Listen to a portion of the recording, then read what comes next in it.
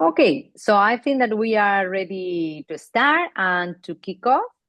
So my name is Carmen Mateos. As you already know me, I'm part of the Create Apps Championship team. So thank you very much, all of you, for joining today to our workshop 2. We will be more than happy to support you and hold your hand in this wonderful journey that is Launch Your MVP, along with the tech team that is here today to run the workshop 2. I'm sure that this week it was a little bit busy between working on milestone, booking your first initial mentoring session, and 2 workshops in the same week. But no worries, this is the most, I will say, and Fawaz will correct me later, that this is the most crowded week, because moving along, we only will have 1 workshop per week. So that will be much easier and manageable, but this week is a little bit harder. Let's put it in that way. So just to start, I would love to go to the housekeeping rule for the session.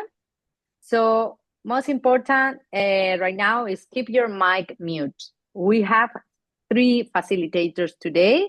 So if you want to ask or need to say something or you want any clarification, please raise your hand rather than unmute yourself, because we are many in the room. Indeed, we are right now 40. So please just basic have your mic mute so there is no sounds on the background. Raise your hand to speak and they will hand over to you. Also, the chat is open.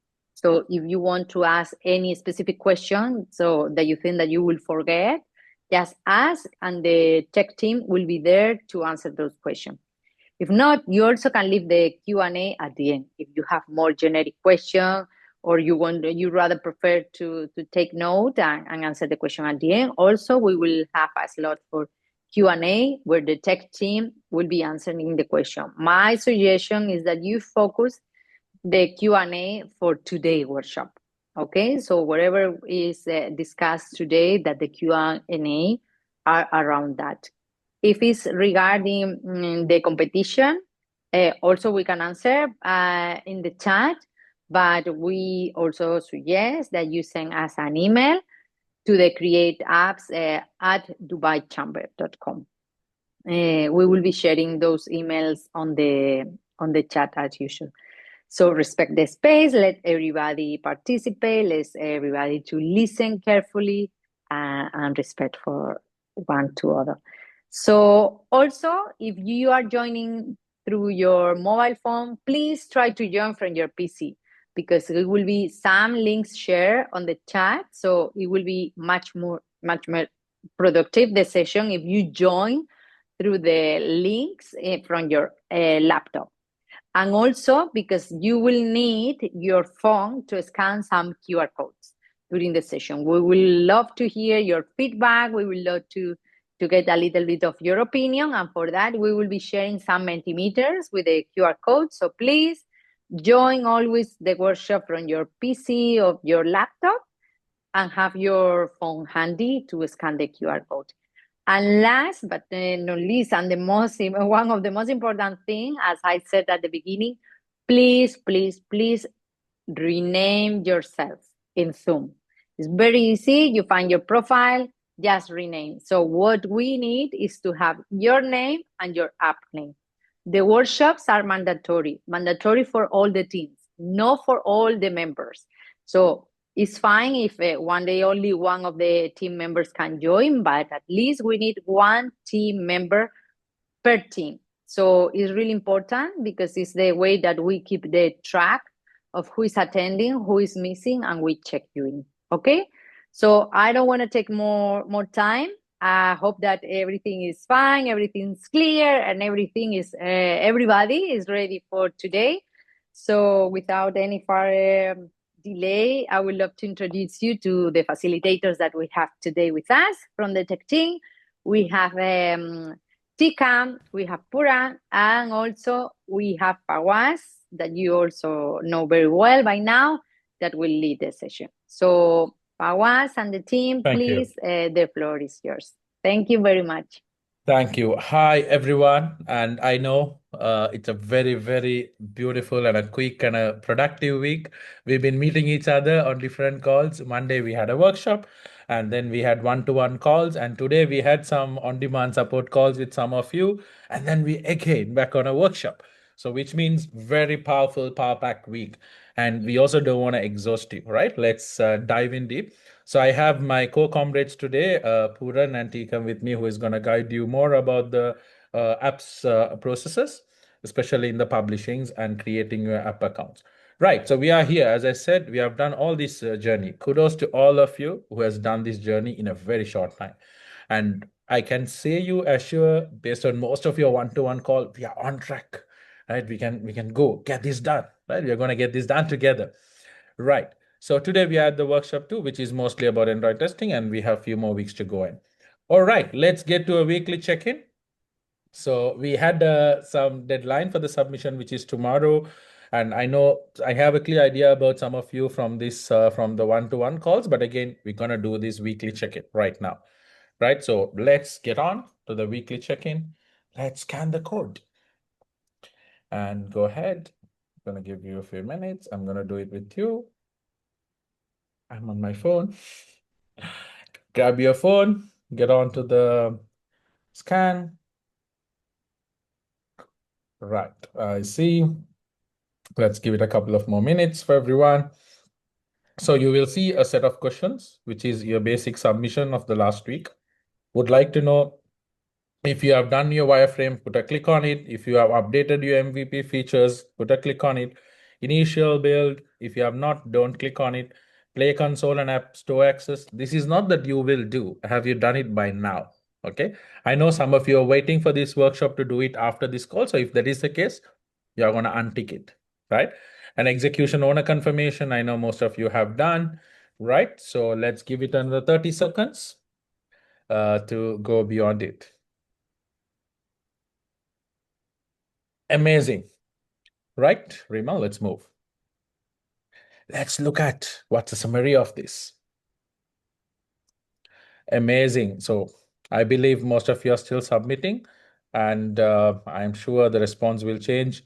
If you have not scanned the QR code already, just go to the menti.com, put the US code, the code there, and you can submit it.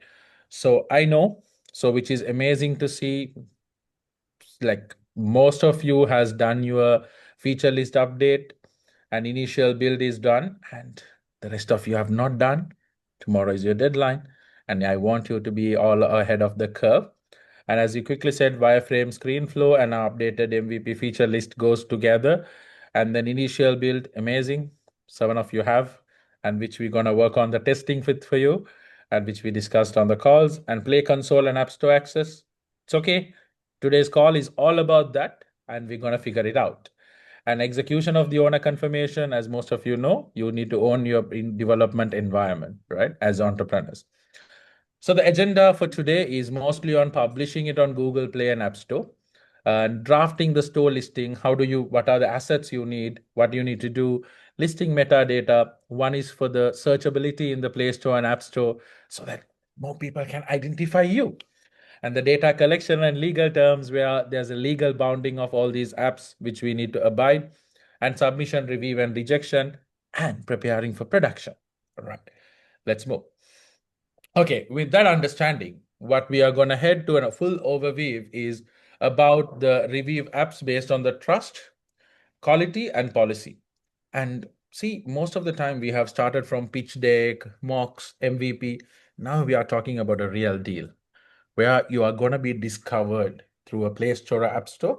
So you understand publishing is a product quality checkpoint, which affects three things: your approvals, not from us, not from Create Apps, but from the Play Store and App Store, which we have almost no control, right? And then timelines.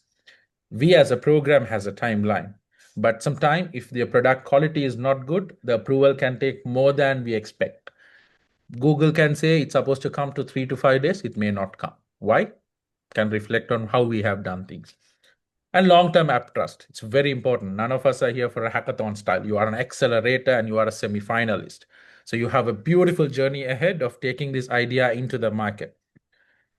And we will be using the Notion as a quick case study to understand how it is an MVP, how the Notion is published, how Notion is working around. Let's move. Right. So with that humble understanding and idea, I am going to get Puran and Tikam to join the duo to take it forward with showing some demonstrations and how exactly we can do. And team, I have a humble request to all of you. Pause, ask question, and this is not just a workshop for you to listen to this.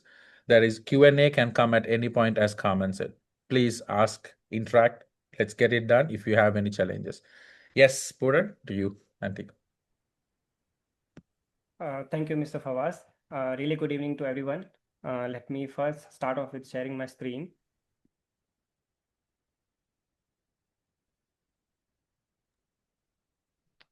Please confirm if you can see the screen. Yes, we can. Okay. So we are really on an exciting place right now where all the interesting stuff starts to happen, right? As a founders, we have worked really hard on the idea, the pitch, and everything. But here comes the reality. A lot of first-time founders don't know the crux and the do's and don'ts of the both platform. Whether you are publishing on Android or iOS, you might not know about what are the policies and how to navigate them effectively. And that effectively turns into the delays of your launches, right? And the whole experience turns into a bad side instead of a good motivating. So today's session will essentially focus on how can you effectively create the listing on Google Play and App Store for your apps, so it can reflect the core value of your app in the most effective manner to your users, right? And let's start off with the question, like how many of you think publishing means uploading an APK and then just waiting? Because that misunderstanding alone has delayed more launches than the bad code, right? So I think we had some one-on-one sessions recently, last 2 days, and based on that, some of the founders haven't even created the account. So what's the best way to start the session than creating the account and having a demo for that? And for that purposes, I would like to invite Puran, my friend here. He will be showing you that whole process in the most smooth way possible. So you can create store accounts in an effective manner. Okay, Puran, back to you. Hi everyone. It's really nice to be with you here. So I'm gonna walk you through the App Store and Play Store account creation. So just so that some of you haven't created it, it's gonna really help you. Let's start with it. I'm gonna share my screen.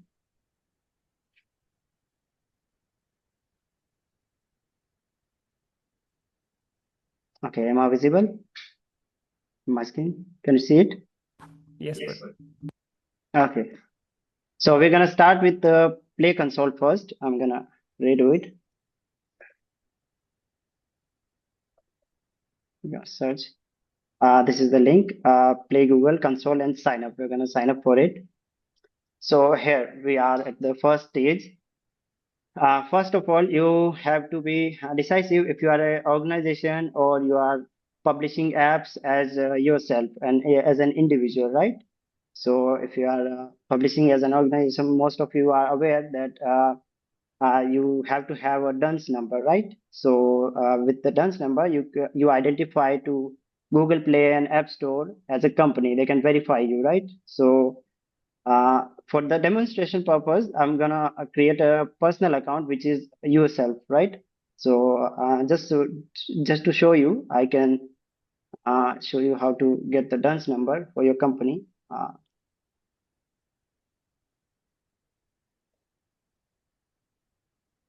There. So there's a thing I want to mention. There's a possibility that there could be a personal, like a specific website for your country, right? So let's say I'm from India, and there's a dnbindia.co.in website, which is for India specific, and there's also a dnb.com, which is global, right?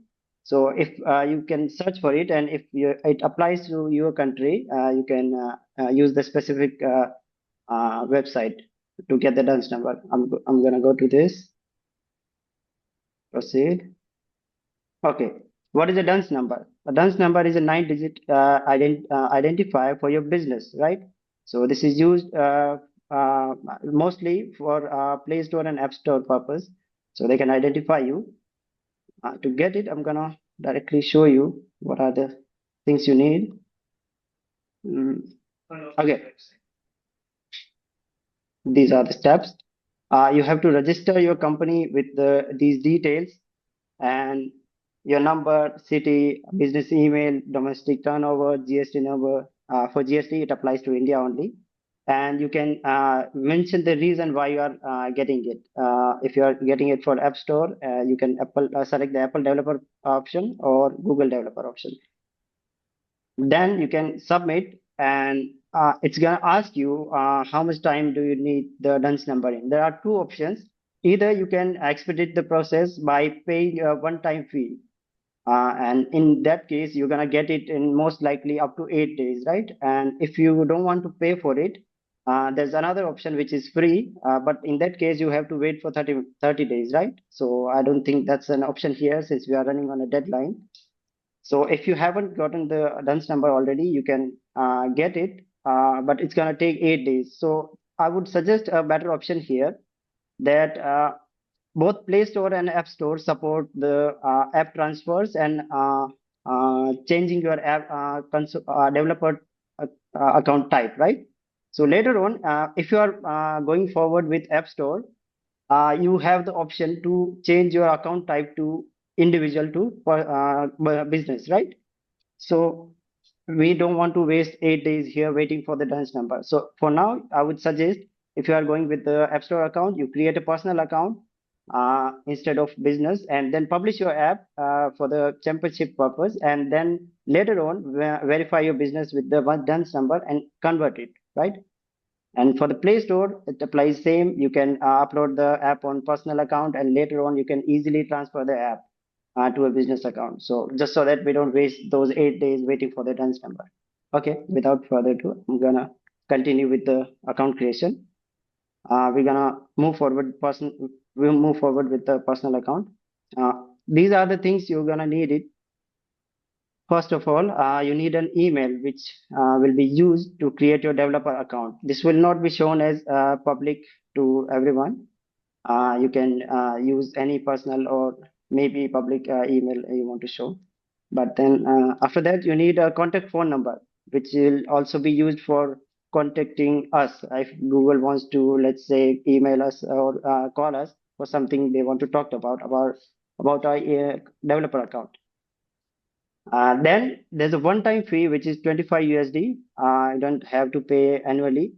It's just a one-time, and you're gonna get it for a lifetime. So continue. First of all, let's start with a developer name. This will be the name which will be publicly shown as an seller or author. Let's say you are publishing apps on Google Play. What do you want to be recognized? What is the name you are going to be recognized with, right? So if you are a business account, you should use. I would really suggest that you use your company name.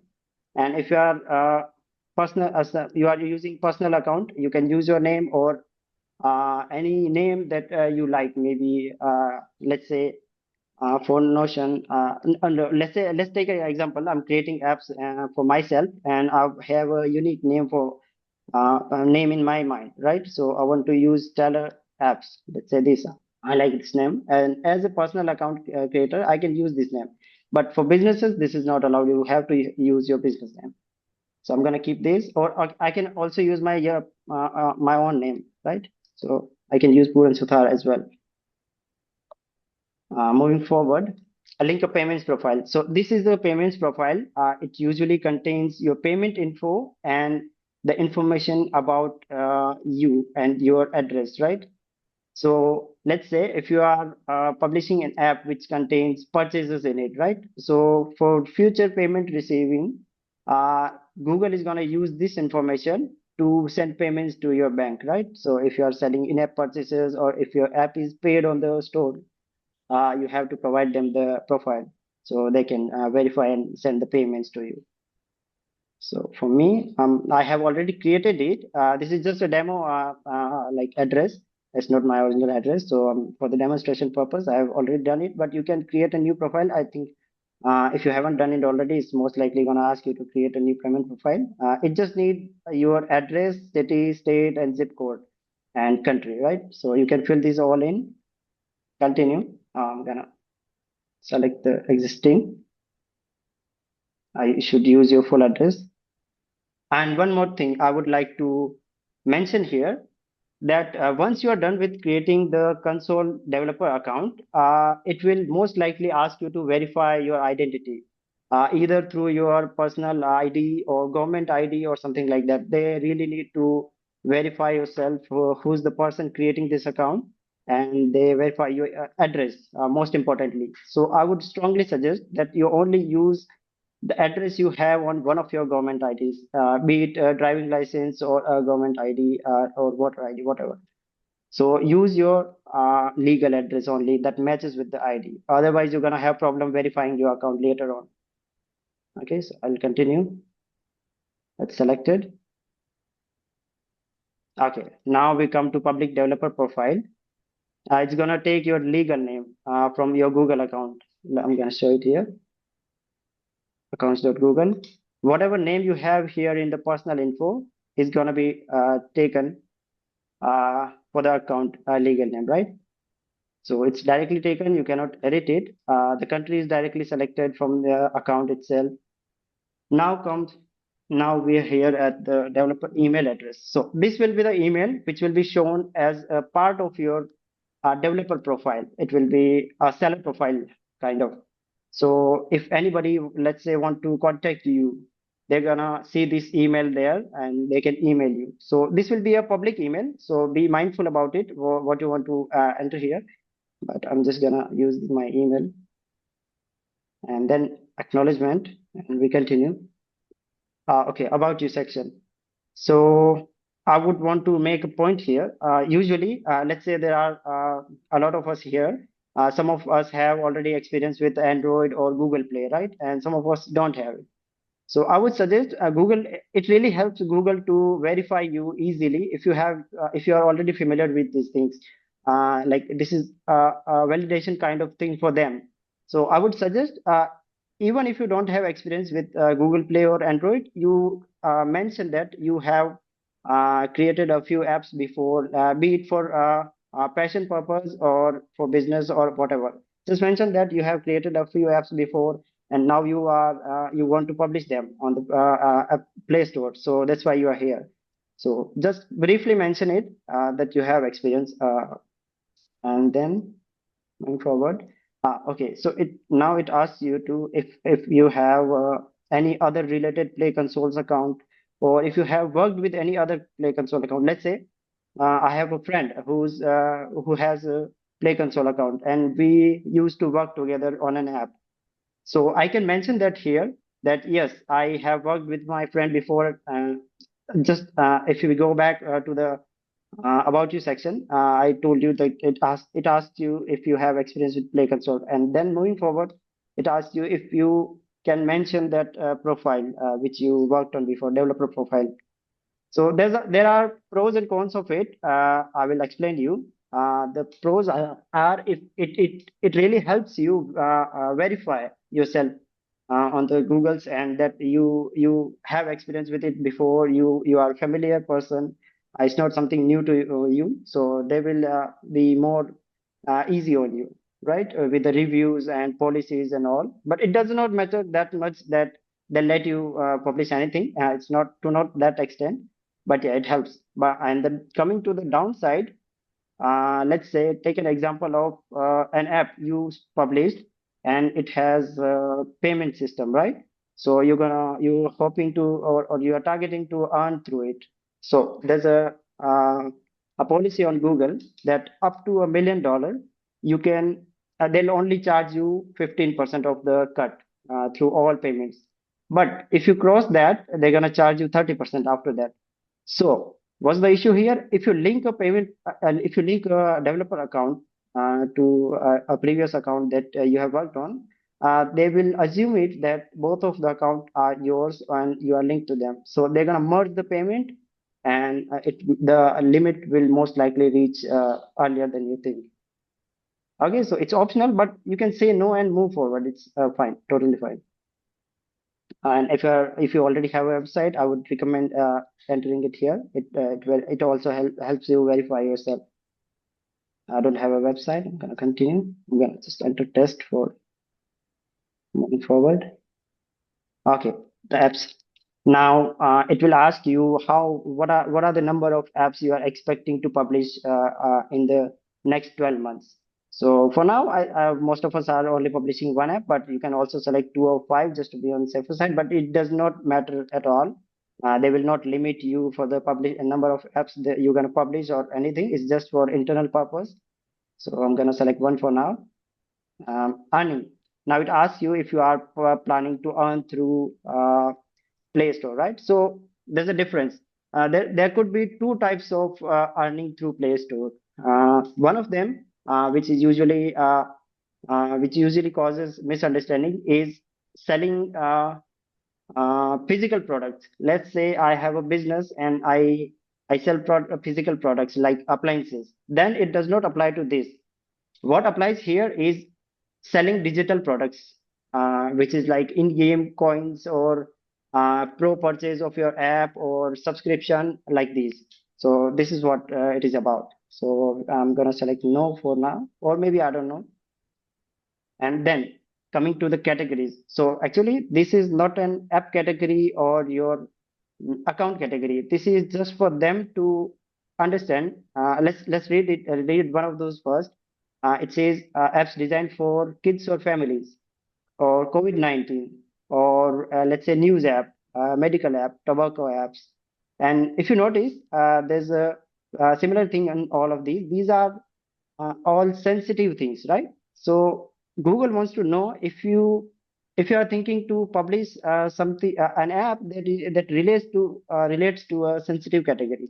So they're gonna be more precautious with you, right? So as I remember, a few of teams had health-related apps we had on one-on-one. So if you select medical apps, we also explained that having an sensitive category of your app will give you more attention towards your app. They're gonna review it thoroughly. So these are the categories. If your app lies into it, be more careful, be a step ahead, keep your buffer time. And if your app doesn't lie into it, it's all good. You can select none of the above and move forward. Okay, now how Google contacts you. This is just for Google to when they need to contact you about your developer profile. So we're gonna give them a name, an email, which will be used internally only, not for public profile. Preferred language in which they're gonna call you, or I'd say English. Yes, and a phone number.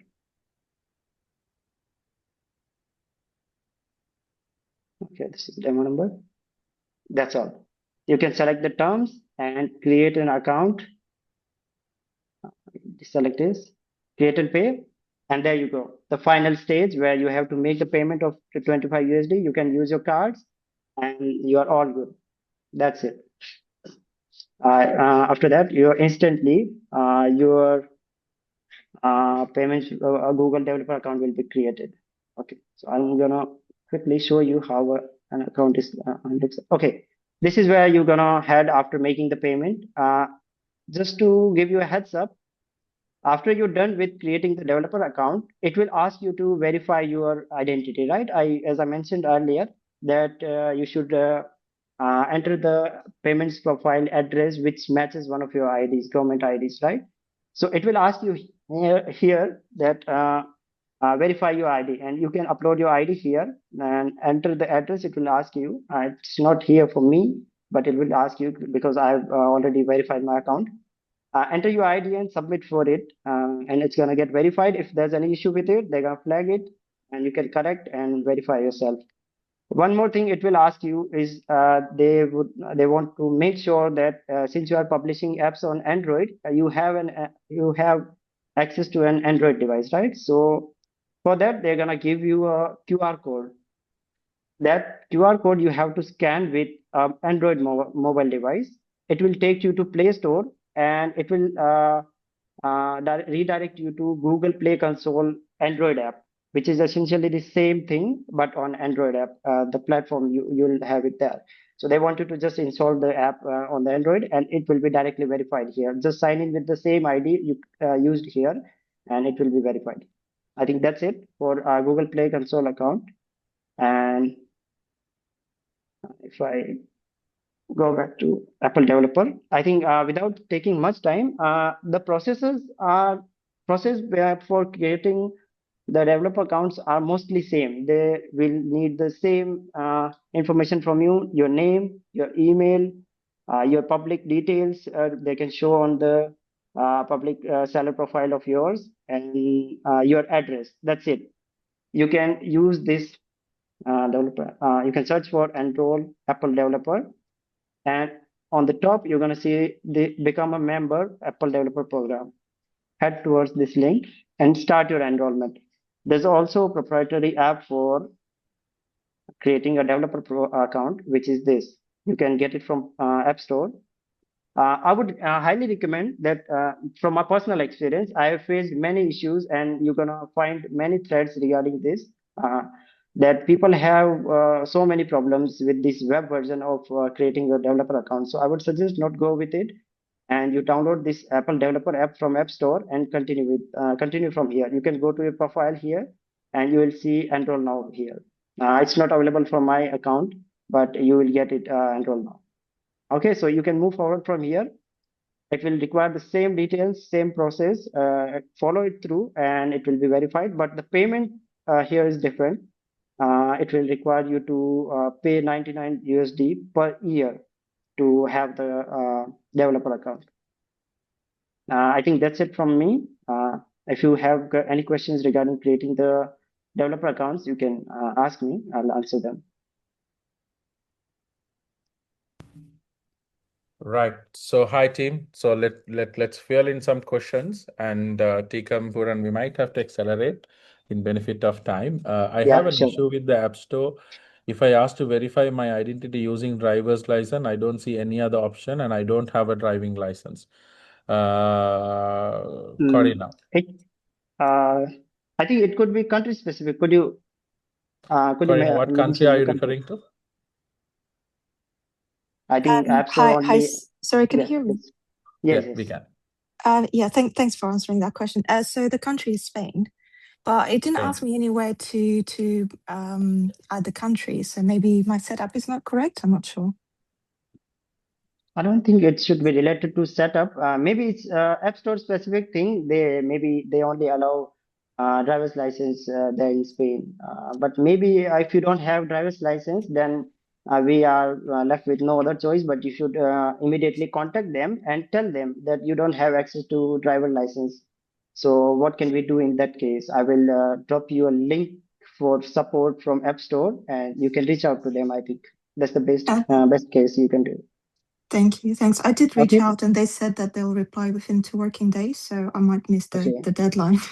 Not sure. Okay, that's great. Or maybe you can follow up and tell them that you're running on a championship deadline, and it will be really great if they can expedite the process of the this verification.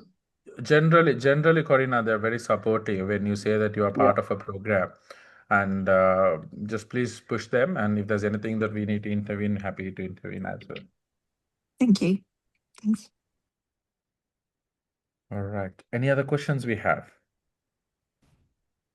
Okay, Muna. Yes, Muna, go on. Yeah, so I just shared the screenshot. I was trying to create an account since yesterday multiple times, but this is what I get when I verify the number. I used around 3 numbers to try. Yeah, I would like to take this. Hi, Mona. Hi. We have been before on a one-on-one. Okay, it's nice to meet you again. I think again from my experience, App Store has many App Store and Apple account creation has many what do I say problems in general. Yeah, like they're gonna give you many errors during account creation or any Maybe you'll also get it when you are agreeing to their license. I don't know. It's just mysterious. They haven't clarified anything about it. But in all cases, you just have to contact them, and they help you. Okay. Many of you, I assume, might face issue creating App Store Connect account, developer account. And I would strongly say that you directly reach out to them. They will reset your enrollment.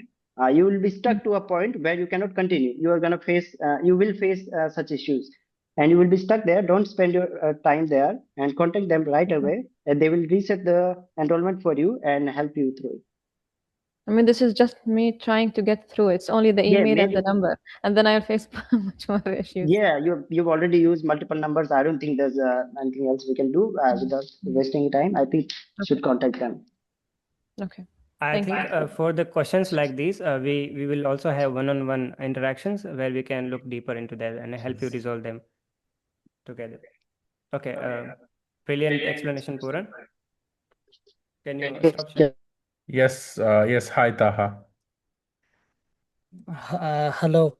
I have a question actually regarding the competition itself.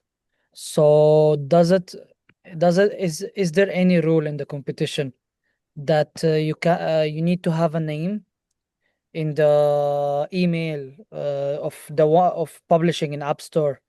Like, should it have the same name as yours or any members, or you can actually just publish it from any email? Taha, giving you that response. I think we did have this question on your one-to-one.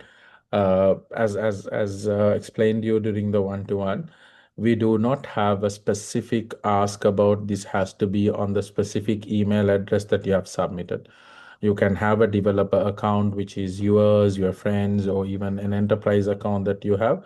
But it's very important to understand that you take the accountability that you have access to that developer account. So whatever the email address you do and have as an entrepreneur, we would love to have that. Make sure that you have accessibility and you have ownership over it. But if it is one of your developers, partners, friends, we have absolutely no problem as far as that's an account which can publish your idea.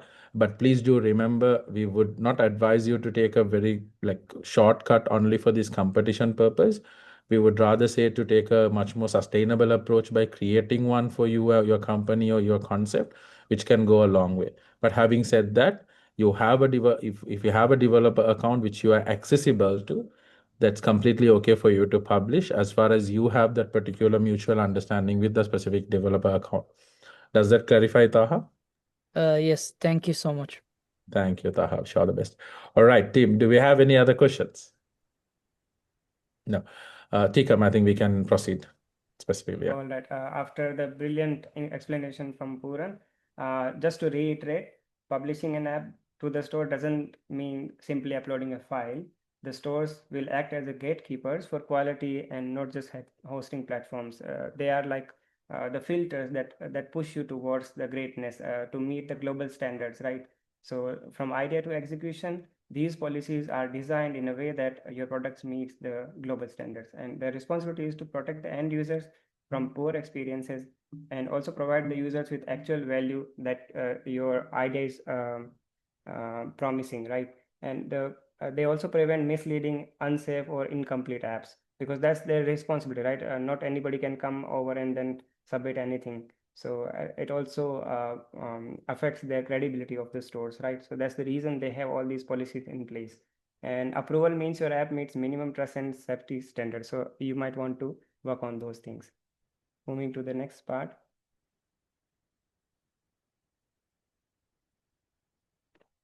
So let's talk about our case study. We'll be using Notion throughout this workshop to explain everything. So let's say we are developing Notion, and at its early stage, MVP stage, Notion would have only focused on its core value, which is to create and organize pages with basic content blocks and notes and tasks, right? It doesn't have to be fully fledged. It would still allow users to create and edit and save content end to end without broken flows. Even if advanced features like today we have in Notion app, databases, templates, and AI assistants, those were not present. Those were not part of that initial stage, right? So this aligns with the store expectation that Minimal means fully usable, not incomplete or promise-based, right? So now that we understand what a real MVP means to the stores, let's see how the two platforms evaluate that differently, right?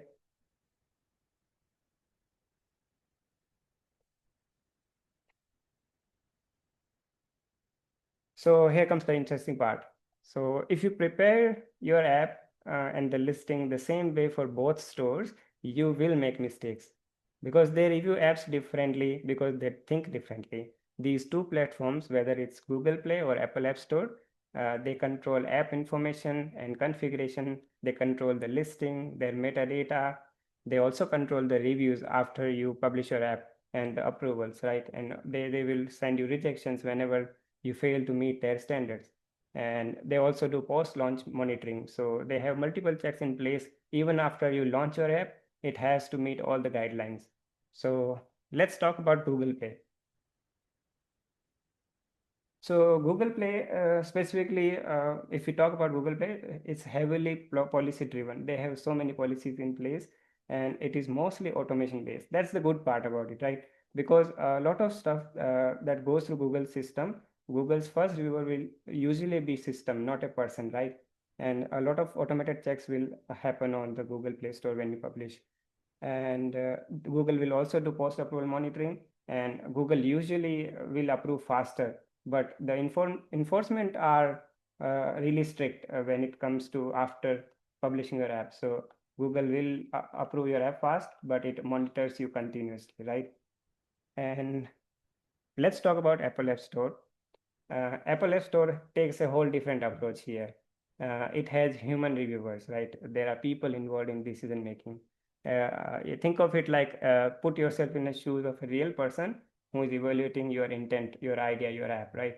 So they will mostly focus on the clarity, the user experience, and the overall intent of your app. And because there is a person involved, the reviews are usually slower, but more opinionated outcome. Because there's a person involved, they will give you exact issues, like they can mention you what went wrong with your app specifically. And based on that feedback, you can act on your listing and improve it, right? So understanding this difference helps you prepare submissions more accurately. And now that we understand how each platform thinks, let's look at what MVP means specifically from the store's perspective.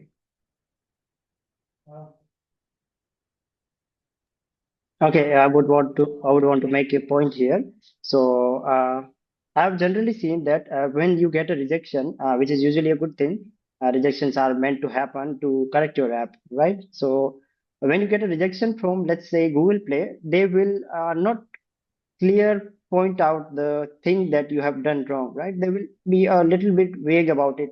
Let's say they'll say that you have violated our this policy. Let's say 3.1. Go to our documentation and find it, and then figure out yourself that what have you done wrong, and then fix it. So like it's not really helpful.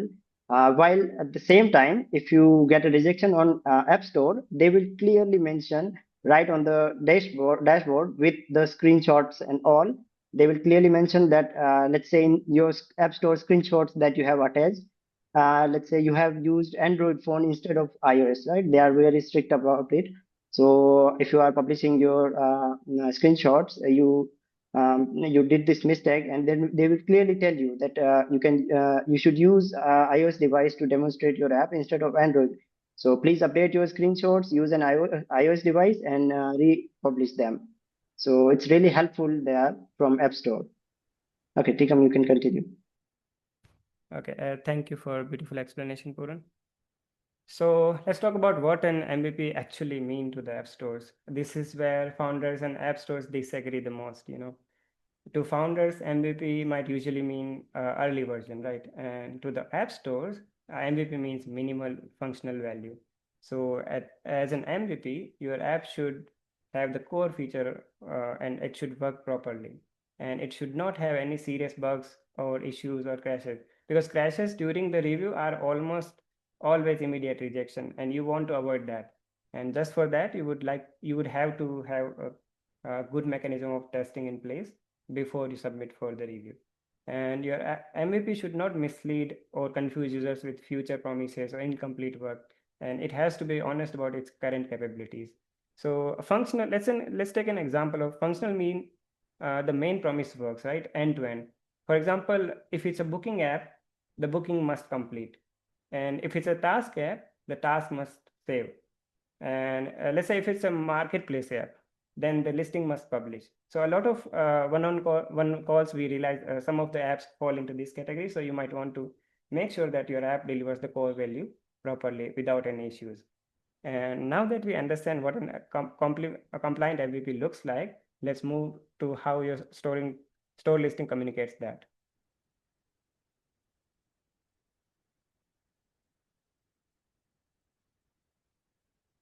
And what's the best way to start discussing about the store listing than to actually show the demo, right? So I'll quickly drop into the demo for you guys to how to create an effective store listing. This is the most interesting part, so I want you all to pay full attention. So because for this demo, we are taking Notion as an example.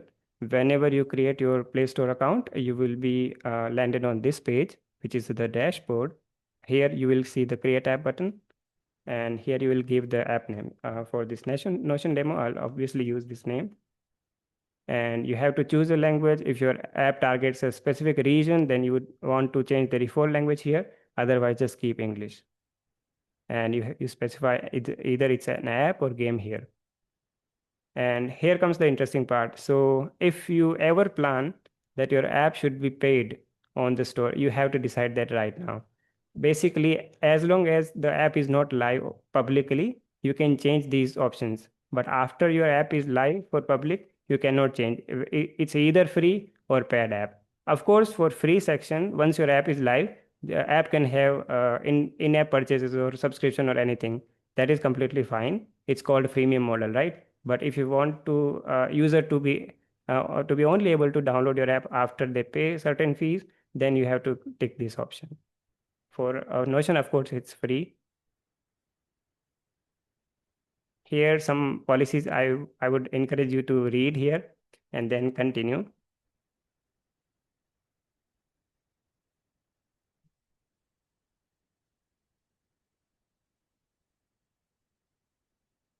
So it will take a few seconds to create the app, and then we can jump to the next part.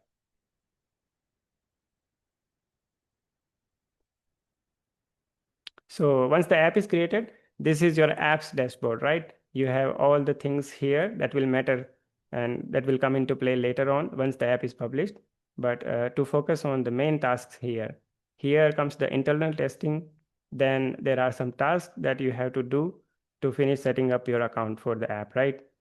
And then there are close testing, which we'll talk about more in the next part of this workshop. Let's focus on these part first. So first of all, they ask you about the privacy policy. This is the legal stuff, right? We are founders, we are entrepreneurs, but there are legal stuff that come into play, whether the idea belongs to any category, whatever we build. There are certain policies we have to comply with. There are regulations, right? So just for that, it's really mandatory to have a privacy policy, and it has to be a working privacy policy. So let me show you how it works. So when you go into this section, it will ask you about privacy policy URL. And if you don't have any website, any domain, then you will have to create a privacy policy URL. And how can you create that? And just for that, I have a separate demo. So there's a tool called Privacy Policy Generator. See, we are not necessarily all the lawyers, right? We are not experts. We are some of us founders could be hobbyists, right? We might be building apps for passion project, right? And some could be actually companies building real and really big scope apps. But for those, they would want to consult with an actual lawyer before creating privacy policy. But for all simple purposes, we can use tools like this. You can just search like this, privacy policy generator, and you'll find free tools to do that. And for this demo purposes, I will use this one because this works great and it is open source. So first of all, when you start, you have to provide your app name. then the email address,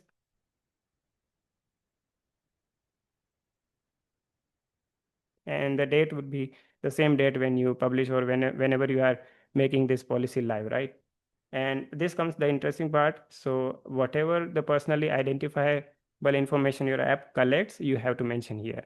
For example, Notion might collect email, user ID, their age, and gender also to create an account, right?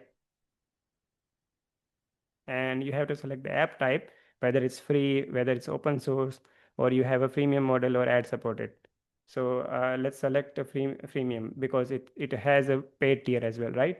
And we do not track location, and it uses AI.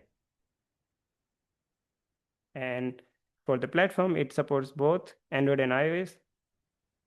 And for now, we are going to use individual, or we can also select company, because if we are taking Notion example, let's do a company. Notion. So you have to select the third-party services. For example, you might be using Firebase Crashlytics to track the crashes, right? To fix the crashes in your app. And you might be using AdMob to serve ads. So you have to select all the services that might apply to your app. And then click Next.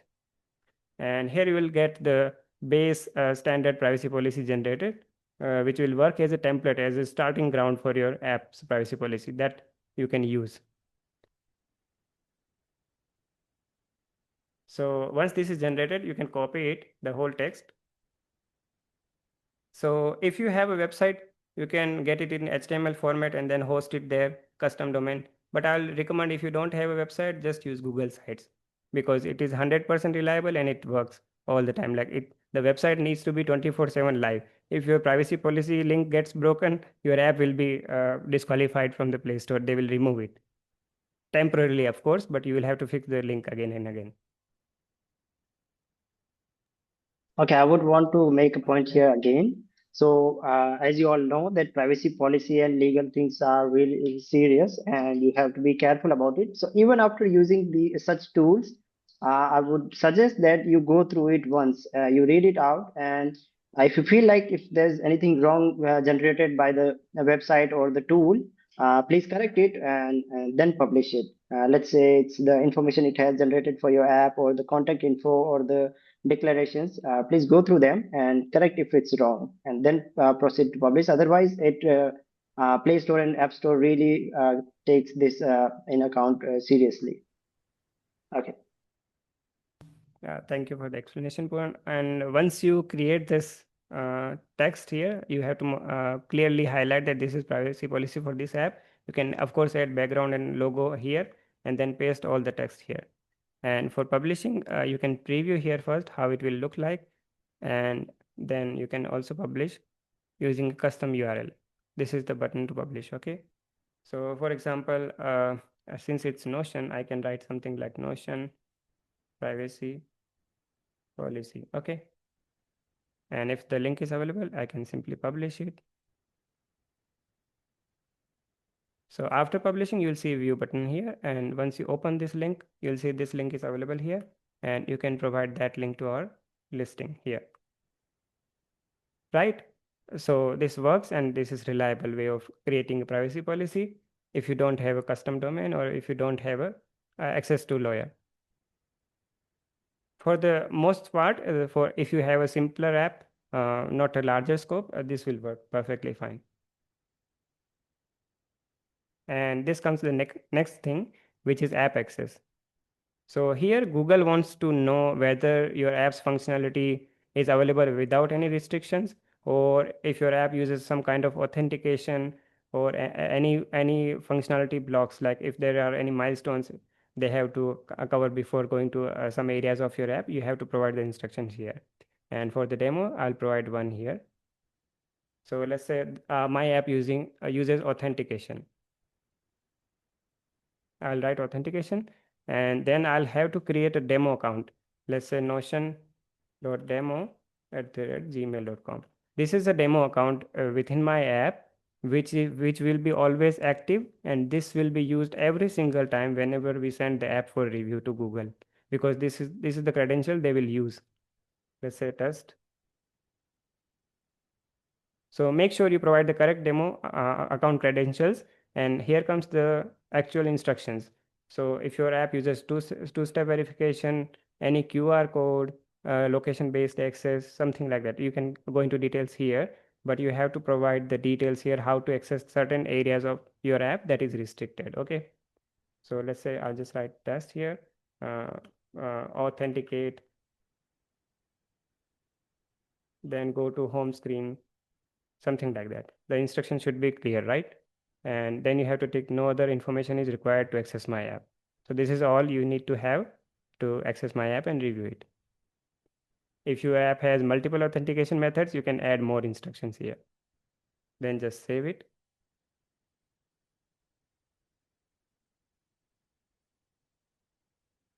Now it's just a declaration whether your app contains ads or no. It's perfectly fine if your app does not contain ads right now. In future, if you include the ads, you can modify this response later. Okay. For now, I'll just choose this one.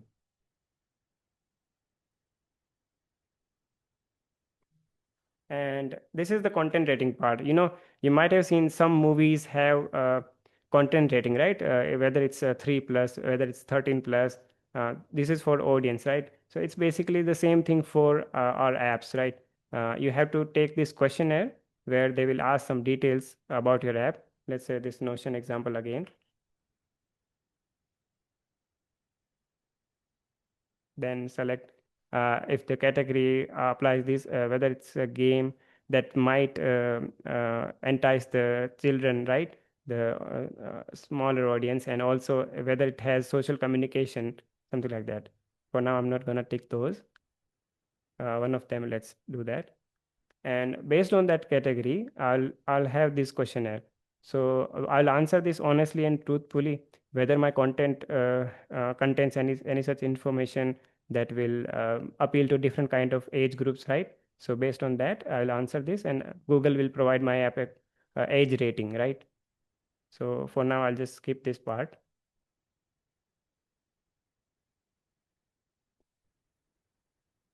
And based on the content rating, you will be eligible to select the target audience here. For now, I have selected a category where I cannot target children, right? And it's generally recommended if you don't have to target, like it's easier to get your app approved if your app targets 13+ audience, right? So make sure if your app doesn't fall into that category, don't need to select any of these 3 options, okay? Even if it's available for you. And for now, I'll select all these 3 and continue and save.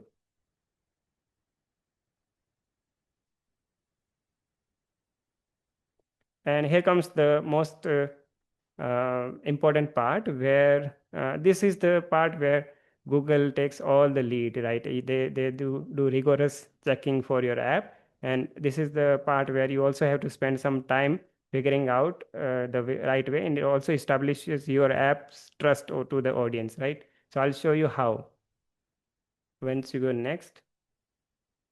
So it asks you, does your app collect or share any of the required data types?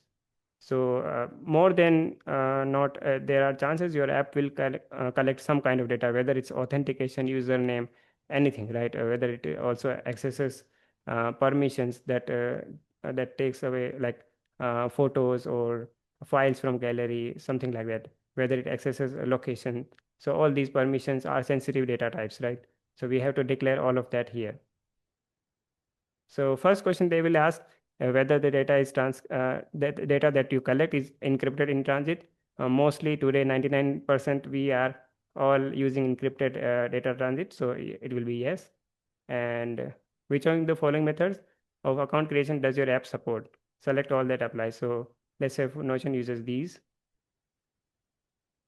And as soon as your app uses any authentication, you will have to provide a deletion account URL. Puran, do you have any information about this?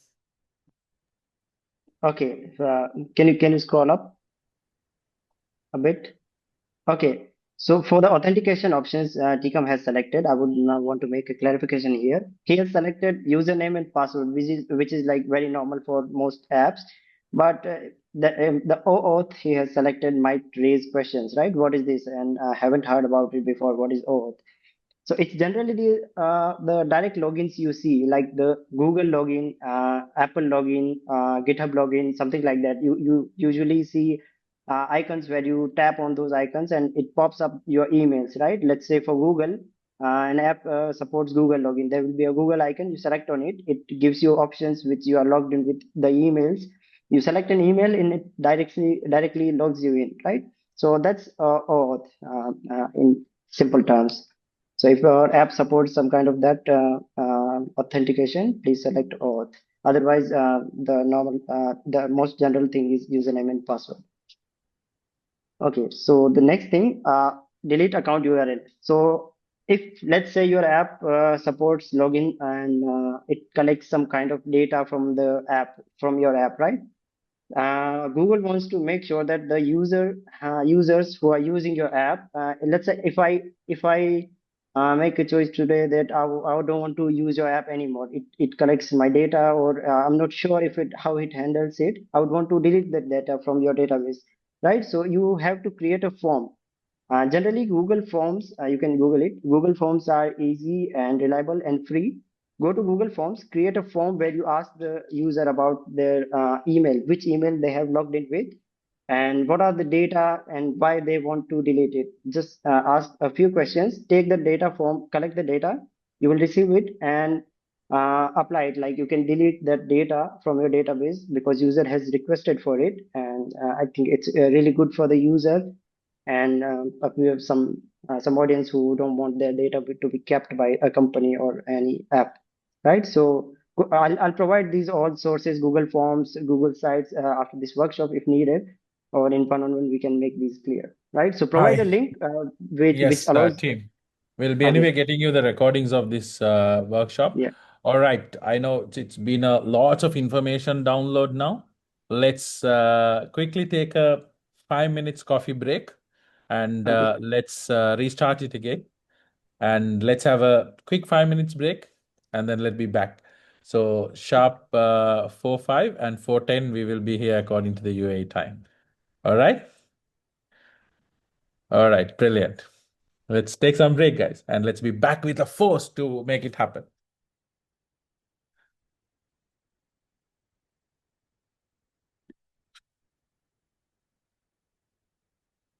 Uh, uh, Tikam, you can unshare, then I'll put a timer on it, please.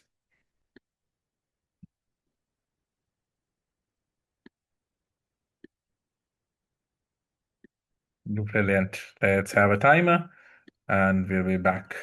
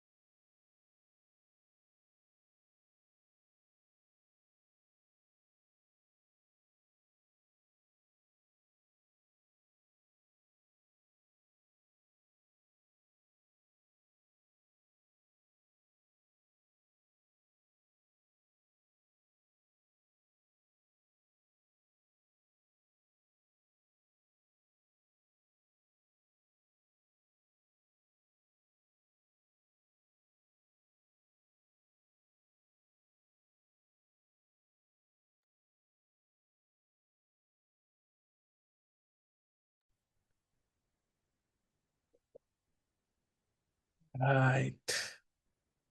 Hello. Hope everyone is back. Hi. Thumbs up. Just close this. Close. Yes. Yeah, here we go. Amazing. My timer is still on. Done. Amazing. So I see a lot of thumbs up. All good. All right. Yes. So with that, we are back. Yes, I see quite a lot of you are back. Amazing. So again, we've got another close to over 40 minutes. Let's make sure we run through the fundamentals. And again, team, I understand sometimes it can be like a lot of information, but this is all to help you to get through this. Please engage if there's any specific questions you are related to. Right? So T. Kampuran, let's get back and let's run the show. Okay, so for now, since we haven't created a delete account URL, I'll just put in the privacy policy link we created just to show this demo. And this is optional, you can skip. And here comes the data types, right? For example, let's see what are these data types. It's location, personal info, financial info, health and fitness. So all kinds of data types that an app can collect through a mobile device, right? So you want to be really specific here. You want to work with your developer to understand what kind of information our app is collecting, and also know that what kind of information is being sent to third parties, right?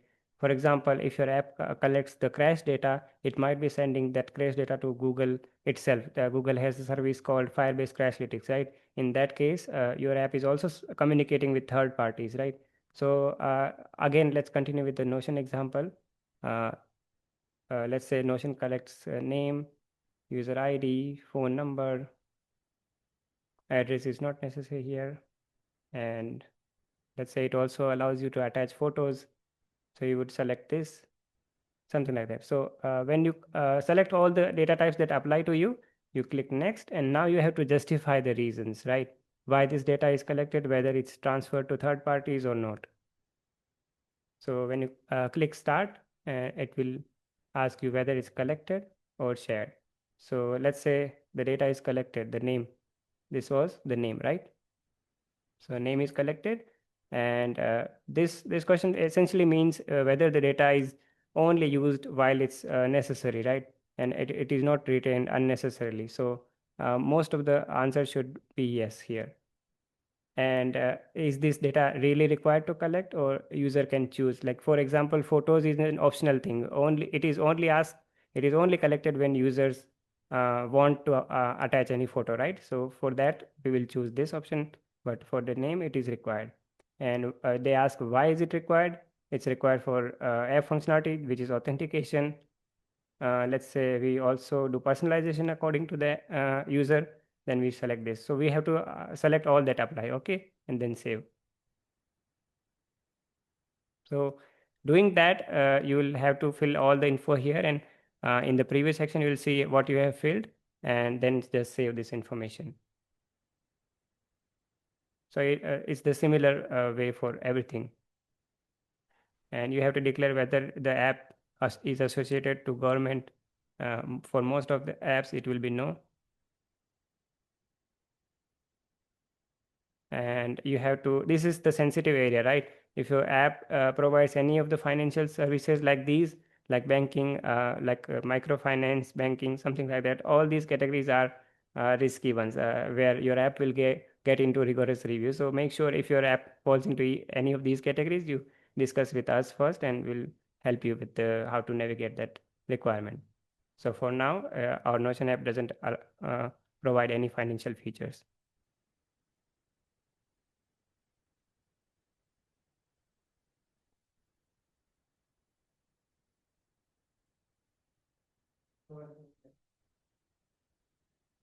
Now, after that, it also asks for health, whether it collects any activity for fitness or any health tracking, right? Again, it does not apply to our app. And if your app falls into these categories, you might want to discuss with us first, and we'll help you navigate these policies, because any of these categories, it will lead into more longer review times for your app. So get in touch with your mentors if these categories apply to you. Otherwise, you just select it doesn't apply. Okay. Now here comes the most interesting part of the store listing. This is the user facing side of the store, right? All of that we have done so far is something that reviewers will see mostly, and they will engage and evaluate your app based on those information, right? And here comes the things that users will see. So you will have to select a category, add all the tags that apply to your app, add an email address. Let me try to show you an example. So it's an app at income, and you have to select the category which is most accurate to your app, right? Which is productivity for our case. Once you save, you have to provide the contact details. I'll show you why this matters. Once you go to the listing, you can see there are details about you right here. The support email, the privacy policy, the developer details you might have. So all this information is shown to the public. So this information will be shown to the Google Play. Once you save here, you can continue. And this is the actual store listing where your app name, short description, full description, and graphics come. So let me show you here. So this is your name. Here will be your description. These are the screenshots. So this is the place where you define all of that. And you have to be really careful about writing the description. Make sure you don't overuse the keywords, and your description should communicate really clearly that what your app is about, right? It shouldn't over promise or under deliver, something like that. For the graphics, you have to provide app icon, and for that I will suggest you follow these guidelines. So you can search on Google like icon guidelines, and it will show you how to create an app icon according to the guidelines, official guidelines. Okay. And after that, there will be a feature graphic. This appears on the top of your app whenever any user will search for your apps category or any use case your app provides. And there are these screenshots you have to provide. These are the screenshots. It should clearly communicate your app's use case and all the functionality, right? So to create these screenshot, I will encourage you to use the emulator, which is available for Android, and iOS simulator, which is available for iOS. Okay. And you can create 7-inch tablet screenshot, 10-inch tablet screenshot, and all of that will be available once you create them.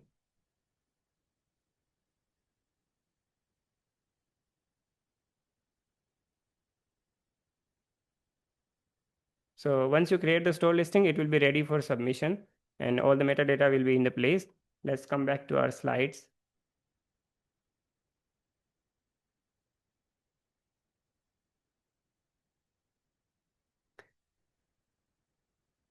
So let's interpret what we have just experienced. Before anyone installs your app, they will judge it through your listing, right? And if users don't understand your app in 5 seconds, they will leave. So the first thing users will evaluate is your store listing, and the first thing that reviewer will also verify. So it should clearly answer these 3 questions. What does your app do? What is this app meant for? And why users should trust it, right?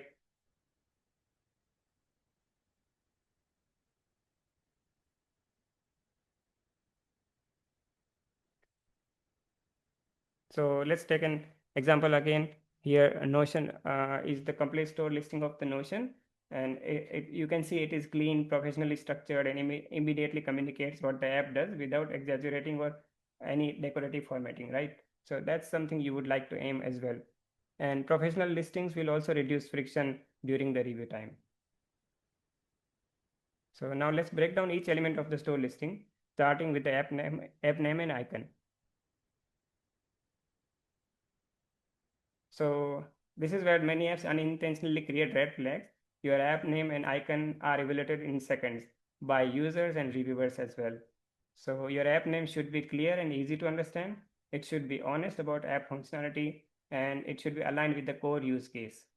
And your app icon should also follow the app icon guidelines, just like I've shown in the link, and it should remain clear at small sizes as well. So make sure it's not condensing too much information into small icon. And it has to be consistent with the app's brand and purpose. And you would have to avoid copying any popular brand names and logos, and make sure you don't add any emojis or special characters or capital letters, because you wouldn't want to install any app that is called best VPN free unlimited 2025, right? That's something users immediately get away from. So here comes the activity. Mr. Fawaz, would you like to conduct this one? Hello, yes, team. Again, back with a little bit of an energy again, right? Let's do this. Let's go through a quick activity of MVP. What is minimal and what is incomplete, right? Let's take the phones again, scan it off. Yes, we go here. Yes. Then you see some, what do you feel which is complete and not?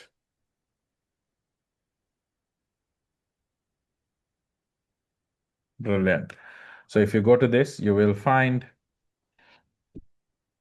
you are submitting an MVP to the App Store. Which of the following would still be acceptable for review, right? And you can choose your option. Select all that apply. A core feature is partially implemented and fails in certain user scenario. So you say still be acceptable, okay?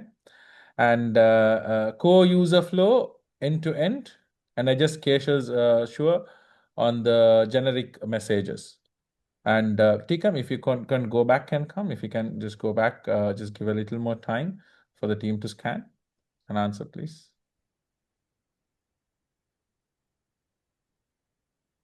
Yeah.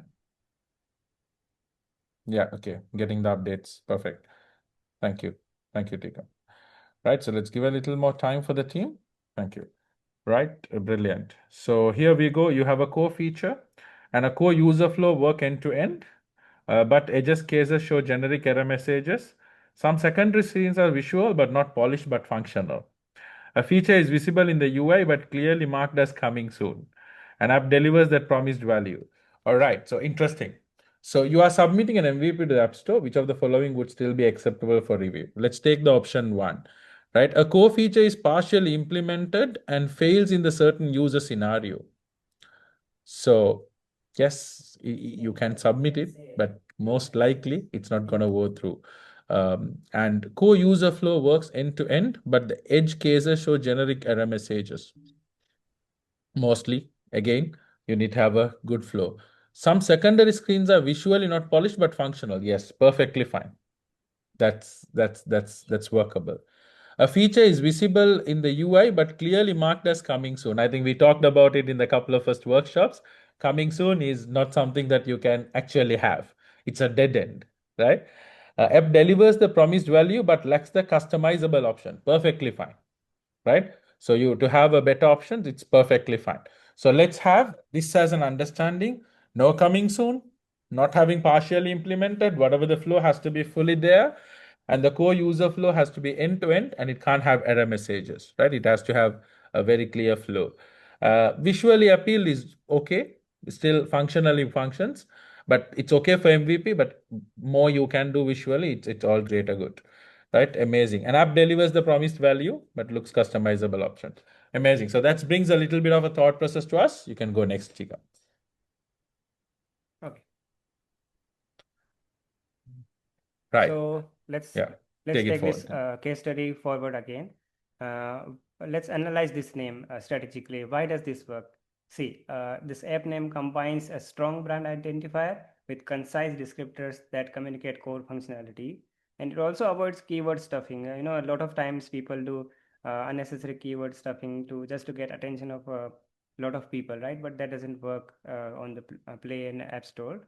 And the app icon is simple and it is recognizable. It is visually consistent with the brand, and it remains clear across different backgrounds and sizes without unnecessary detail. So this is something you would want to aim for your own apps as well, right? Now that your app and name and icon set the first impression, your description must maintain the same level of honesty as well. So let's move forward. So if your description promises more than your app delivers, you are creating your own rejection. So let's take an example of good descriptions. If your description explains the core value proposition clearly, if it matches exactly what the app does today, and it sets realistic and honest expectation, this is a good description. Your first paragraph should always answer what problem does this app solve. And also you have to avoid absolute claims like guaranteed results or best in the world, something like that. A lot of times people do that, and that is not something that communicates well with the audience as well. And make sure you avoid any coming soon or future promises, and that is a bad example of description, right? So you don't want to use overhyped marketing language, also adding emojis and unnecessary hashtags. That store listings are not social media captions, right? So you have to avoid those. So reviewers will cross-check descriptions with actual app behavior, and you want to make sure it aligns with the app's functionality as much as possible. Now let's look at the real description example and see how structure and tone make a difference.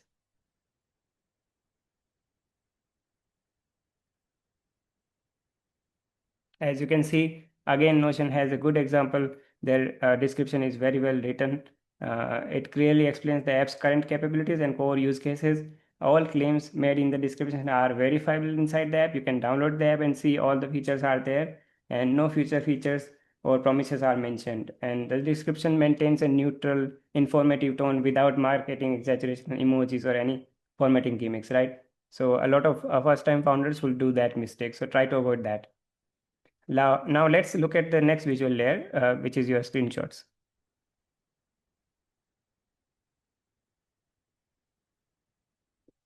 So if your screenshots don't reflect the reality, your app is at risk. Screenshots are the visual evidence of your app's functionality, right? So the primary goal of the screenshot should be showcasing app's flow and features, and the design, decoration, and marketing elements comes as a secondary. So good screenshots will always show real live app screens. It will demonstrate actual user flows. It will match the current app version, right? So a screenshot should basically tell a story, right, about your app. So make sure you use the screenshots very well in your app listing. So basically, if I summarize in one sentence, if I look at your screenshot, I should understand your app without reading the description. That's basically, if you get it right, you got everything right. And make sure if you are submitting for Android and iOS, that the both screenshots should be different. You can't use Android device on iOS screenshots, and you can't like the vice versa, right? So make sure you create separate screenshots for both platforms. And again, to do that, you can create virtual devices on the Mac OS and Windows, and then like virtual Android and iOS devices, and then create the screenshots for your app. Let's take the example again. So here you can see again, Notion has beautiful screenshots. The screenshots shown are the real screens from the current production version, right? And that demonstrate the actual product flows and functionality rather than conceptual or marketing only visuals. And for example, the first screenshot here, it's different than the actual app flow, right? So you can use one, but don't overdo it. Make sure you follow that notion.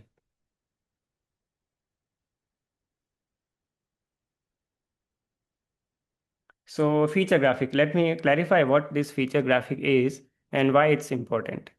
So let's say we search for Notion again. Here comes the listing, but you can't see any feature graphic right here. But let's say if the user is trying to search for a note-taking app, and I hope Notion is there. If it's not, I'll just search for the actual app. So whenever user searches for the app, they will see the feature graphic like this. These are the feature graphics of the app. You can also provide videos if you can prepare them. Otherwise, an image is fine. And this is the initial impression your app can create. So make sure you also prepare the feature graphic in accordance to the app's value. Okay. Let's coming back to the slide. So it should showcase the core features. It should help users and easily understand what your app offers, and it should actually match the app's experience if shown. Let's see the Notions example.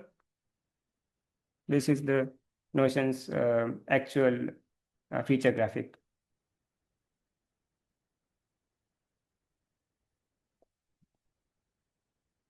So stored listing metadata is basically your category, audience selection, keywords, data, declaration, and permissions your app uses. So that's the kind of boring part, but it's also important for reviewers. They want to understand your apps better, right? So let's see why that is. So reviewers see more information than your users ever will, right? And they use that information to judge your intent. And you have to select your category and subcategory accurately. You should select the target audience and age rating correctly. If your declared audience conflicts with your content, review delays will happen. Okay. And so keywords and metadata should be consistent, just the way we have seen in the demo before. You would want to select the correct keywords and metadata. So the consistency across name, description, and category, it's all critical, right, for the approval. So incorrect and careless metadata often lead to delays and rejection, but these delays are easily preventable.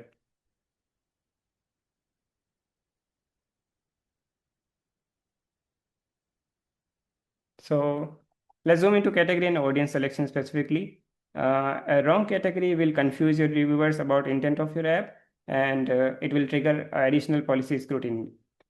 Because certain categories automatically trigger deeper compliance checks. For example, we saw health and news and finance categories. If you fall into those sensitive category, you have to account for the extra review time, right? And your target audience must align with app content and features and data collection that your app is doing. So audience selection affects data handling requirements, right? And if you declare your app is for children, it will increase the compliance obligations for you as well. And let's take an example of category and age rating. Here you can see the Notion app receives a age rating of 4+, right? Because it does not contain any prohibited content or any sort of those functionality, right? And for TikTok, you can see it's a good example of why age ratings matter, because its age classification varies based on the content and exposure and platform policies as well. So you can see why it received 13+ age rating, because it contains all these information and content.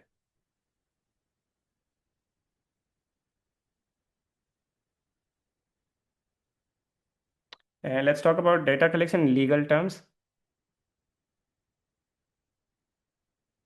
So you have to be clear about what type of data your app collects, why that data is collected, how it's utilized in the app, and if the data is being stored locally or in server, or how long it's kept. So you want to be able to disclose that with the App Store and Play Store clearly, and whether this data is shared externally to third parties, just like we have seen in the demo. So those are the declarations you have to make really carefully, and you would want to work with your developer to understand that better.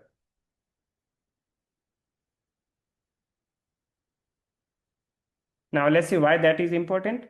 Because as a user, if I would be searching for a note-taking app and I stumble upon this listing and I see the financial data is collected and shared with third parties, I wouldn't trust this app, right? If it's collecting my location information and then sharing it with third parties, I wouldn't be trusting this app. So this is the place where your app can make the trust or break the trust with the audience. So you would want to make sure your data safety and disclosure is accurate and you only utilize the necessary permissions.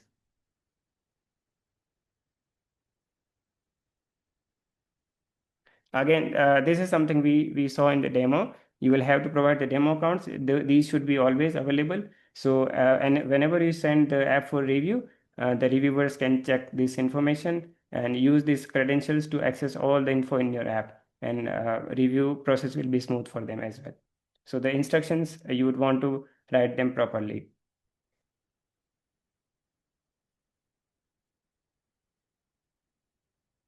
Now, let's talk about the important part, which will avoid all the rejections and compliance policy issues. This is the testing part. Once you have developed your app, you would want to run testing with your internal group or external groups.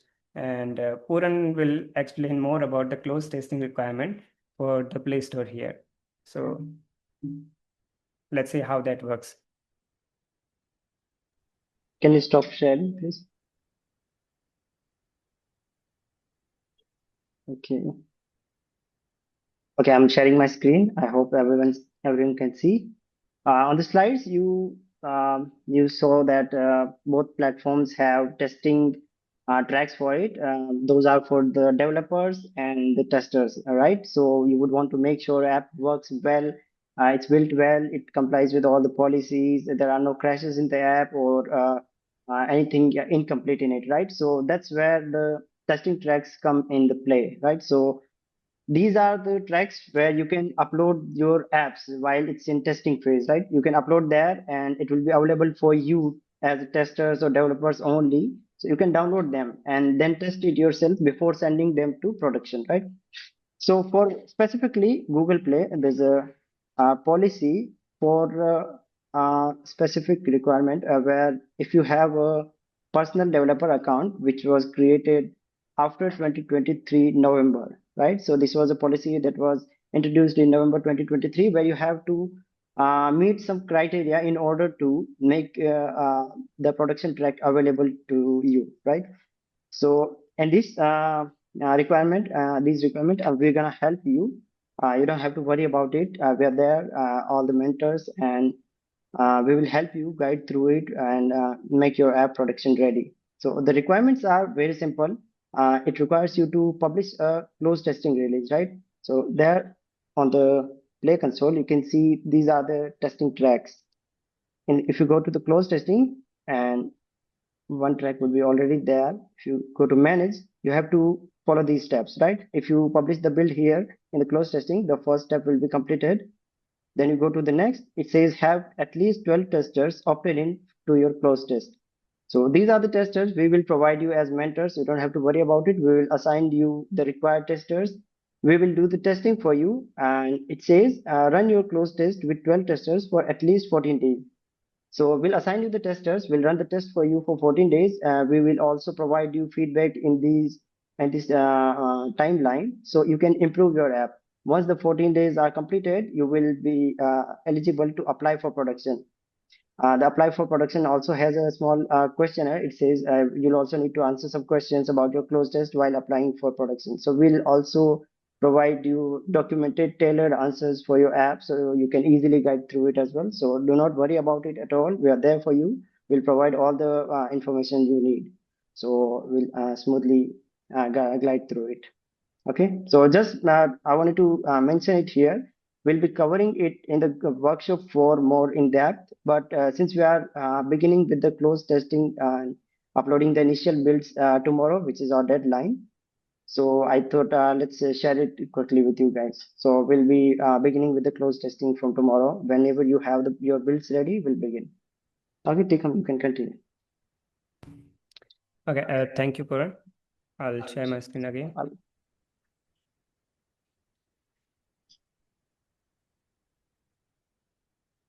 So basically, like Puran explained, this is a must-have requirement from Google. Are you muted, bro? Yes. So this is a must-have requirement from Google that we run a closed testing for newer personal accounts, right? And it ensures that our app complies with certain quality standards, right? So for 14 days, we'll be helping you tune your app to the highest standard possible. We'll also cut down on the scope if needed. But by the end of the 14 days, your app will be eligible to send for the production. And for the iOS specifically, there's an app called TestFlight, right?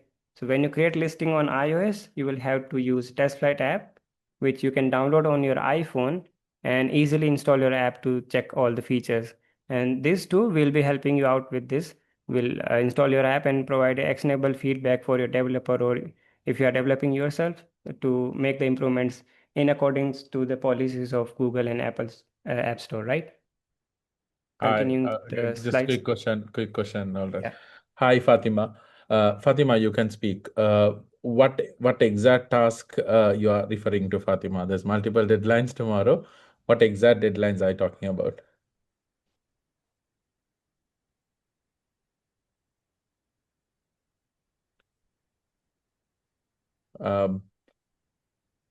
Functional build. Okay. Fatima, functional build is, as you know, if available, please put a remark on when you can get the functional build, and instead of submitting the functional build, go and put a remark and submit. Right, seeing that what's your status with the functional build. Do not worry, these deadlines are just to get us into the track. Of course, yes, there is less tolerance in terms of getting it extended because it's only going to affect your timeline of getting it completed. But do not worry, if you face challenge, we are part of you. Please go put a feedback on the submission and see what is the challenge you're facing, and we'll take it up on a one-to-one coaching call to see how we can accelerate this, Fatima. Do not worry. Let's have the journey together. Don't worry. Yes, Tikam.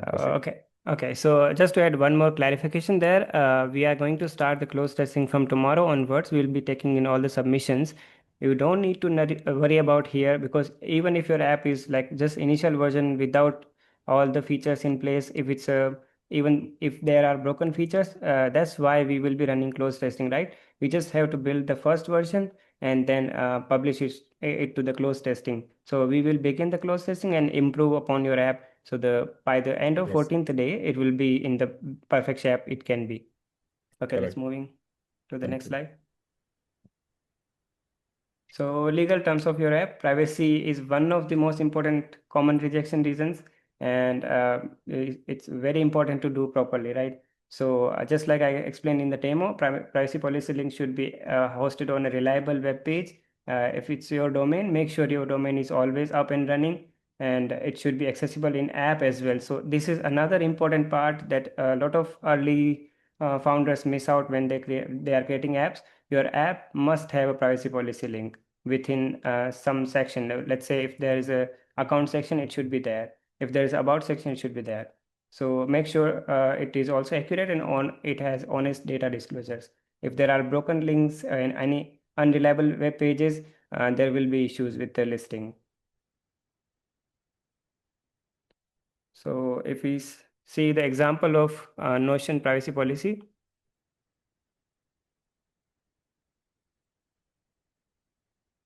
you can see this is the link from the slide. You can see how a good privacy policy looks like. It has all the sections clearly defined, the type of information they collect, then how they use your information, then disclosing your information, your choices, your privacy rights. So basically the demo I showed you, you can use as a starting template. And if your app is much larger scope, this is how your privacy policy can look like eventually. But for version 1, it will be fine to use the demo I showed you. It should contain all the sections like children's information and any contact links you might have, the email and at the end. Okay.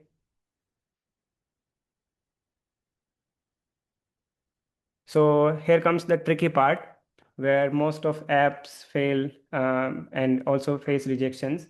So make sure permissions must always be justified clearly. So reviewers will be checking whether a permission is truly necessary for your app to specific feature to work properly, and whether you are handling sensitive permissions like health, finance, and location, and you are collecting them and handling properly, because they are more prone to get the app rejected, right? So make sure you be careful about those, and you can also discuss with us if your app falls into those categories, and whether the permissions purpose is explained properly when needed. Here I would like to give you an example.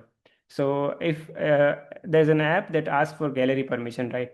So if you're directly asking for permission and not justifying why it's needed,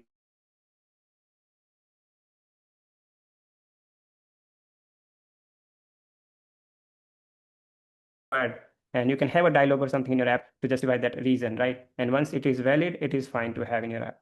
So make sure it is clear in that.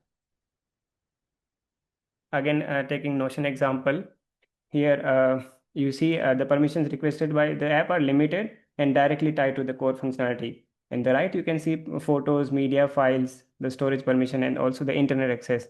So these are necessary permission for any task app or app that lets you write permissions. So make sure you also try to avoid any unnecessary permission, and you can reduce the scope of your app if it's taking too many permissions. Okay, here comes the activity part. Mr. Fawaz, would you like to take over here? Yes, yes, yes, yes. All right.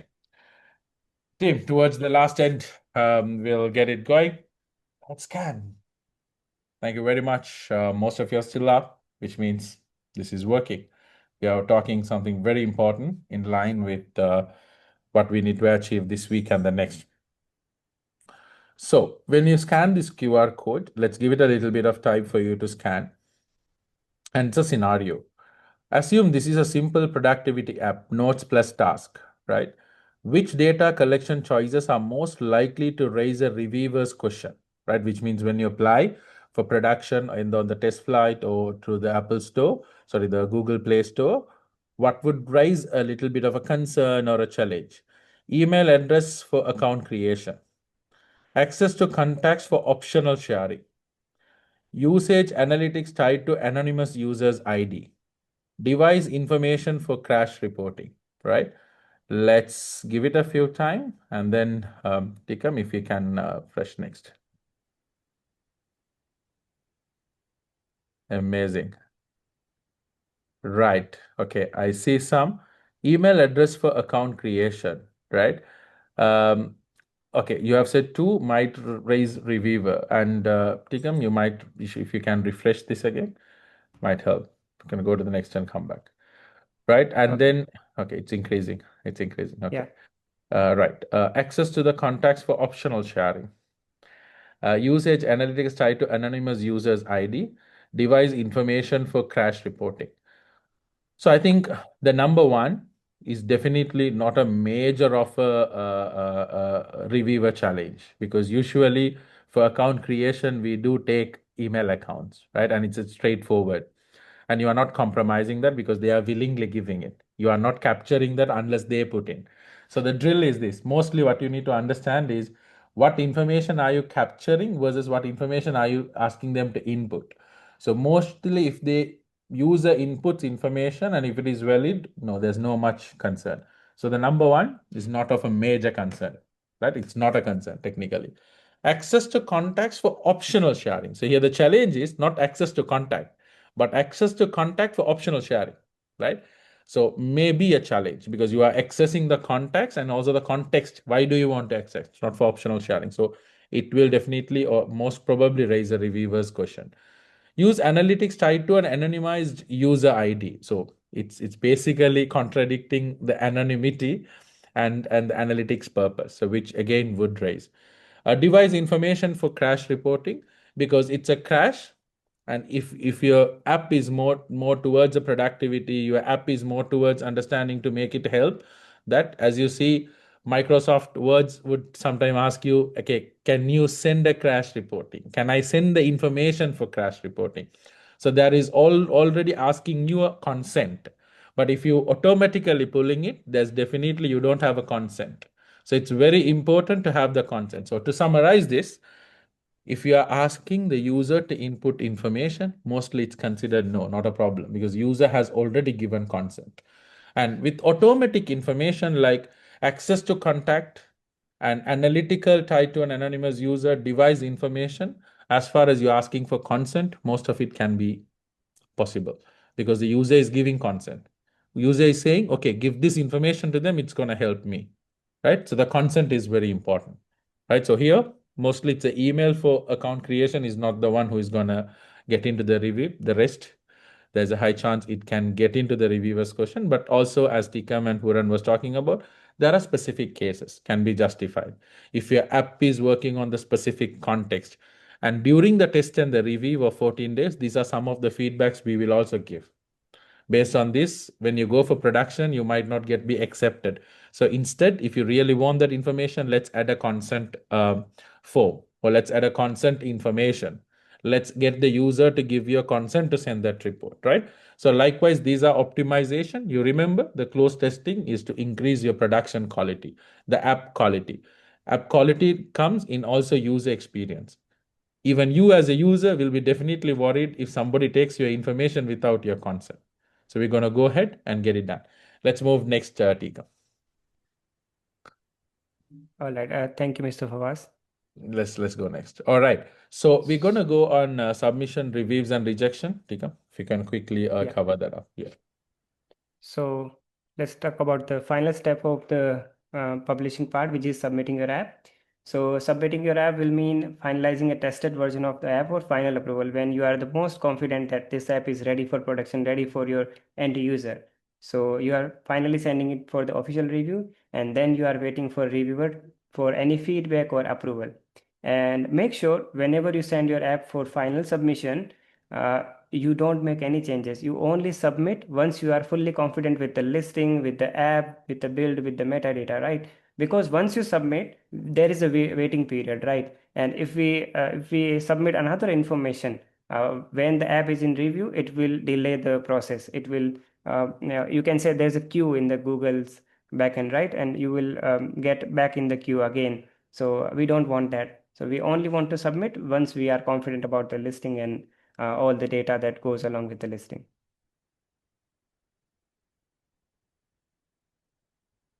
So let's talk about what happens during a review. After submission, reviewer will focus on what was sent for review, the build, the store listing, the related assets, the demo we saw everything, right? The information they asked for us or app. So everything will be reviewed. The reviewers will specifically check whether the submitted app works as described, the core flows function without major issues. If there are any crashes, it will instantly they will reject and then send you the information that you need to correct this problem. And if the store listing content accurately reflects the app, the screenshot, the description, metadata match submitted version, it has to match, right? Everything should be accurate and in alignment with your idea and in the benefit of the target user. And if you make any changes before the submission, like adding or modifying a feature, all the related functionality or assets should be updated accordingly. For example, if you add a new feature, you will have to update the screenshot on the store as well. So make sure there are no mismatches between the listing and the actual functionality. So here comes the expected review timelines. So on Google Play, reviews are generally faster due to automated checks, like we understood in the beginning of the workshop. And for the Apple App Store, reviews will usually take longer because humans are involved. Human reviewers will check your app thoroughly and then provide you feedback. And the feedback will be more actionable, more targeted towards the actual issue, right? So that will help you quickly refine and fix the issues. So reviews will take longer when the developer accounts are new and you are submitting the app for the first time. So you, in the notion of this program, you would want to have that buffer time for the review, right? And to talk about the actual timeline, it is typically around 1 week for Apple, and for the Android, if you have the closed testing, you will be looking at up to 20 days of waiting period, right? That includes 14 days of closed testing, then applying for production, and then getting the approval for 2 days, and then finally submitting for the production. So make sure you account for that delay as well.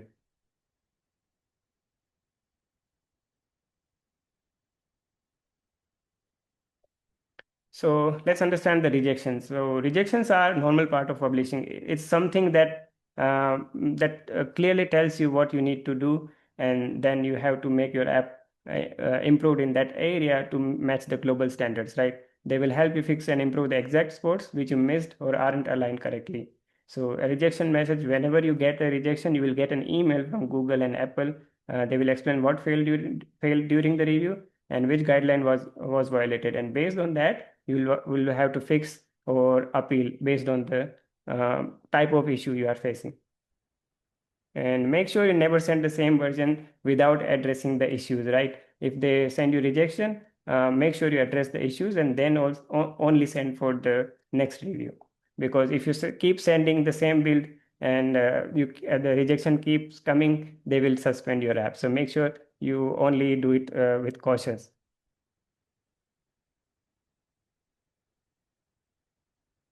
So here comes the fix or appeal part. So there are two ways you can address the rejections. You have to fix only when the issue is clearly valid and the policy was genuinely violated. You will know once you receive the rejection, you will read the rejection, you will understand this easily. And you only have to appeal when you believe the decision is incorrect from the review team. For example, if the reviewer said they couldn't access some part of your app and that they rejected your listing, then you can actually appeal and explain how to access that part of your app, and then it will be fixed, right? So as long as you can justify the compliance, you can appeal.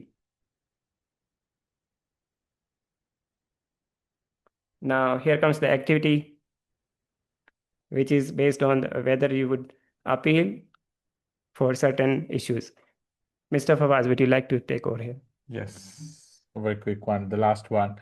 We're almost done, team. We're just 5 minutes ahead. All right, so let's scan.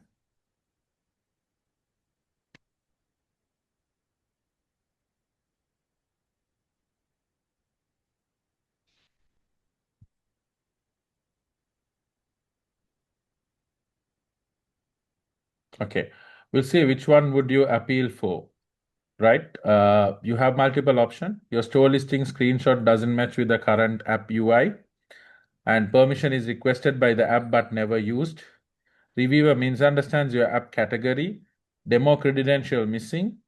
Store listing description mentioned a feature that being implemented to the app, and the reviewer requests a justification for a permission you believe is necessary. Right? So let's give it a couple of minutes.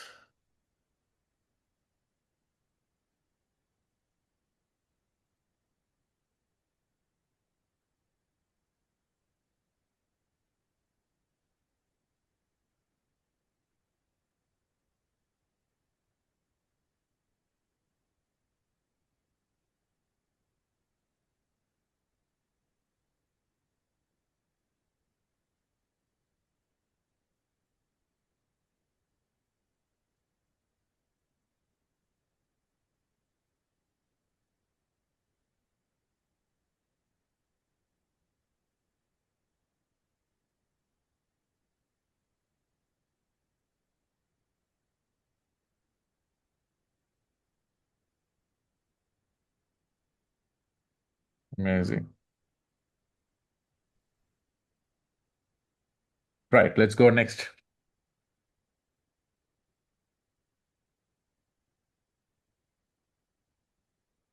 Okay. So I see which one would you appeal for? Permission requested by the app but never used. Yes. Right. So it mostly yes. Your store listing screenshot doesn't match the current app UI. Not really, right? And reviewer misunderstood your app category.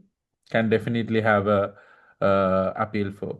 Store listing description mentioned a feature that being implemented to the app. Store listing description mentioned a feature that implemented an app. Yes, no. And reviewer requests a justification for a permission you believe is necessary. Amazing. And I think most of it you are getting it right.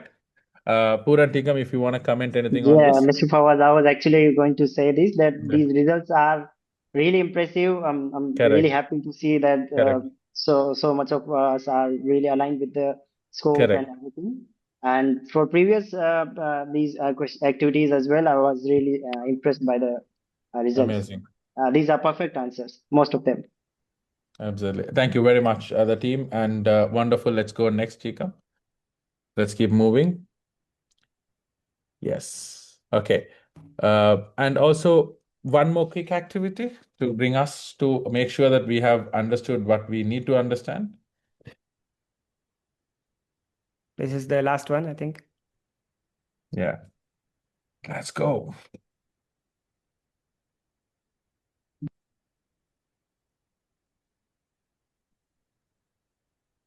Thank you very much. Now, this is what specific change you would, okay. Yes, we go here. I think there's a load issue. Let's go next. Yeah, let's go next. Okay, now we should be able to.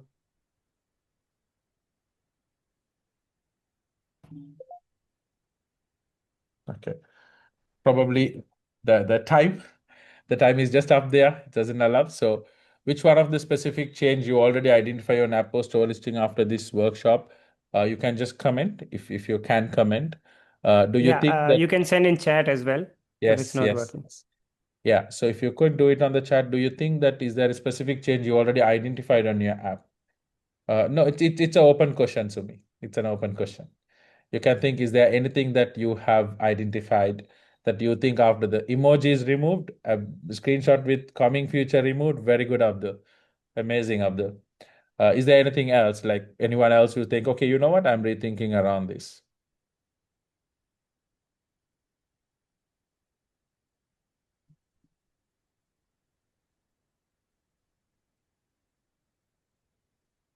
All right, no? Okay.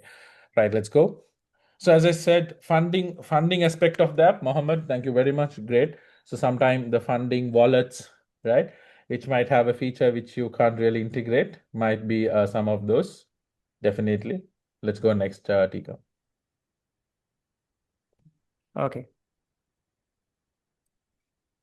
Health app category, right? So preparing for your production, right? Approval is not the finish line, definitely. Before going live, ensure the app behavior matches the listing, and monitoring tools should be active. So as we discussed, have your monitoring tool active, and you should be ready for real users.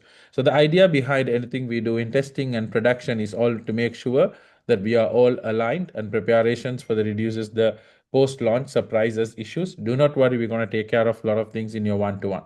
Let's go next, Tika.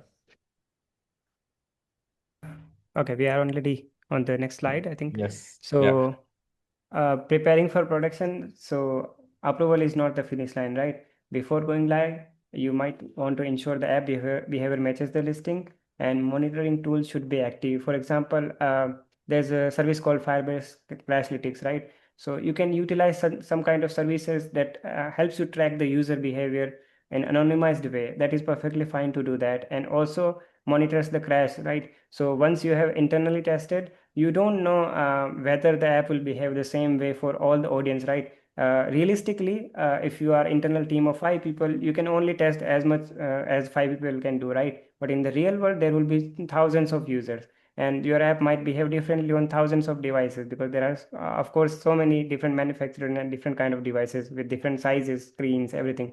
So you would want to utilize all the post launch monitoring tools to actually see the user behavior and also monitor any crashes or issues with your app. So let's moving to the next slide. There are takeaways. Mr. Fawaz, would you like to summarize the whole workshop? Brilliant, team. Yes, Hassan, we will share. We will definitely go through the tools and all of it. You will have quite a lot of resources coming in. The whole idea is very simple. Accuracy, privacy, and readiness. Accuracy, it's all about to make sure your publishing is just a pure of a trust, not just the code, right? There are people, users, and stakeholders going to interact when your app is there. And there is accountability on the app platform too, right? One on the Play Store and the Google Store. They wanted to make sure whatever it's listed there is very validated and vetted. Let's make sure that. And the privacy. And App Store act as quality filters. You push product, like when you push the production, it meets the standards, user standard. Not there's no any assumption for it. And the whole idea of MVP, it should work end to end. When you have download something, you can always have something to improve, but you can't have something which is not working. It's a two different thing. And this improvement is not technologically, this is in terms of user experience. Some features can come before, after, the user flow can improve, but the idea is it should still work. Minimal doesn't mean incomplete. It has to be complete. It's minimum viable product. It's not a minimum incomplete product, right? It's not MIP, it's MVP.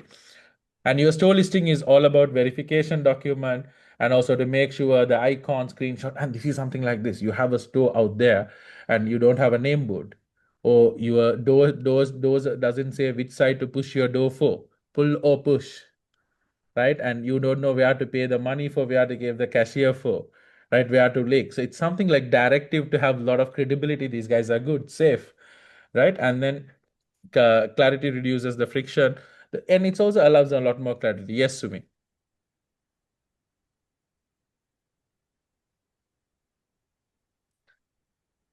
Okay. Sumi, all good? You can ask. Oh God, I've been talking all this time. Right. So I have two questions. One is about like just getting your app deployed in terms of getting it to AWS or Firebase or wherever it is. And the second thing is about Apple Store. I'll ask the AWS first. Do you guys provide any help with getting startup? AWS has a startup program where they give like subsidized pricing and all of that. So, in order to publish it to the App Store, we need to be able to put the data somewhere. Where can we put that at a very low cost, if not for free? Just quickly answering this, we as a program, Create Apps Text Accelerator as a program doesn't have any specific offering with any cloud partner specifically. Okay. But however, if you take, for example, GCP, Google Cloud, it gives you a $300 on first day of sign up without asking anything. But again, you need to understand when you set up on the Google Cloud, be ready once after the $300 is over. If you are not optimized, it's going to keep charging yeah. you number. And the second with AWS do have a welcoming bonus depending on different programs. There is a restart, there is a startup program, there's an ideate program. And please, on one-to-one, we'll definitely see how we can scale some partnership for you to get some of the credits done, provided you fall into some of these categories. AWS do have any specific offerings when it comes to specific industrial startups, specifically in the climate exchange, environmental friendliness, and they have been offering few credits on that. And then definitely the Microsoft Azure, right? If you look at Azure, they've been providing some good opening tokens and all of it. So most of these opening tokens should be sufficient enough for you to run for a while. But however, is it now the next question comes, what is your best infrastructure rather than the cheap infrastructure? If it is scalable. Now there is Kubernetes technology, right? So when it can scale as you go. And can it scale for 100 users and you pay only for 100 users? What if you get to 1,000 users without crashing it, running it? So there's multiple alignment to it. Do not worry. Let's take a one-to-one on your infrastructure establishment and let's take it detail. But mostly, I think in your case, you do have a trade license. You Yes. should be able to get some credits. Okay, that's number one. Number two is for the App Store, in order for us to, there's a submission thing by tomorrow, providing a screenshot of App Store account. We already have TestFlight and App Store. Just wondering, because if you have to push it to App Store, you have to put the data somewhere. You have to have some sort of cloud. So Clarifying, tomorrow's task is to provide a screenshot of your app developer account. oh, Not just your the public. account. Okay. Oh, To okay. make sure by this week you have an enterprise or a personal account so Yeah, that we okay. can work on your test and publishing, right? We totally Yeah. understand. We totally definitely understand we have to get on what and no problem at all on that. Okay. As for TestFlight as well, you will share the details with us so that we can send you the invite, correct? Correct. We will. So the next step on your one-to-one will be, we'll work on you to invite your TestFlight for starting the testing. If you're on the Google, we will give you the instruction to do the close testing. That's going to be your next step. Do not worry. Okay, And this is perfect. personalized to where you stand as a team. Perfect. Thank you so much. Thank you, Sumi. Yeah, Beautiful. exactly. The feedback will be provided whether it's an iOS app Correct. or Android. We'll be Correct. there to do all the quality checks. We are here to Right. minimize the risk of rejection for you. So you can Absolutely. only All right. focus on your idea and actual work that you want to do. You don't need to worry too Absolutely. much about this. Absolutely. There's All right. this yeah. Amazing. Yes. Thank you, Sumi. Continue, Thank Mr. you, Pawar. Tikam. Let's go next. Right. Amazing. In benefit of time, all of you here, and thank you. And this is your key takeaway. And as I said, the trust, functionality, and honesty is something which will establish, as you said, the screenshot, metadata, privacy policy is not just for the purpose of submitting, it also gives you a reflection. Right. Let's move next, Tika. Amazing. Reminder for the submission before the workshop 3, as we just talked about, Sumi brought all of us there, will be this wireframe, updated feature list. If any of this discussion has reflected in you, initial functional build, please get to the iOS TestFlight or Android, and we would love to start your testing, and we'll get in touch with all of you to start that off. Play Console and App Store access, as I said, it's just a screenshot of your access so that we know that you have created your account. And if you have not, as some of you today had a discussion about verification issues and all of it, please do raise that particular issue when you are submitting your submission. Let's see how we can work on that. Execution owner confirmation next. All right, so we'll see you on workshop 3, understanding the app development from idea to app. So this week has been a wonderful run. We have done quite a lot of one-to-one, and you have gone through 2 workshops about getting the fundamentals ready and also getting the app published into areas and starting the testing. So while we are starting the testing, the workshop 3 is going to focus more about how to develop it from idea to app and multiple other development challenges. Next. Amazing. Thank you very much and wishing you all the very best. And if you have any specific questions, please do ask. And the whole idea of everything is to make sure we are traveling towards the right journey. Beautiful. If you do have any questions, please do shoot it up on your group, WhatsApp group out there, and or send an email to Accelerator Create Apps. And we will be in touch. Now, most of you know how the one-to-one works. Go ahead, book your one-to-one for the next Tuesdays and Wednesdays with your mentor. Let's all the great works begin. Thank you very much, everyone. Thank you, Tikam. Thank you, Puran. Wishing you all the very best. Guys, thank you. Thank you, everyone. It has been a pleasure being here with you all. Thank you very Thank you. much, Fawaz, Purang, and Tikam, and all of you for joining us today. So thanks a lot. I know that it's a lot of content, so I just want to say 3 things. One is that obviously it was a very interesting session, so no worries. We will have the recording ready. We hope by tomorrow. So you always can find the recording of the sessions on the Create App Championship portal. So please allow us, like usually it's in 48 hours, you will find the recording of the session. Second thing is that probably you received today 2 emails from our side. One, it was to tell you and invite you to a session that the Dubai Chamber of Digital Economy is going to host next Thursday, 3 p.m. to walk through the different programs and initiatives that the Dubai Chamber of Digital Economy is offering. It was more aimed for those participants who didn't move in the competition and they want to know more or how they can upscale their capabilities or how to set up their business in Dubai. So we will have different teams from the Dubai Chamber of Digital Economy that they will explain the programs that they are. So that's why we invite you also, of course, if you want to attend. It's completely voluntary.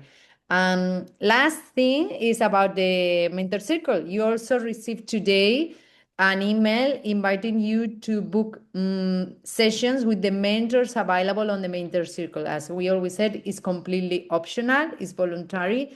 It's just a good opportunity to connect with industry experts to get some insights or get feedback. And that's all for today. So once again, thank you very much, all of you, and we will see you on Monday. So good luck with the submission for tomorrow. Bye-bye. Thank you, Fawaz. Thank you, Purang and Tika, once again. Thanks a lot. Bye. Bye, all. Until next time, happy learning.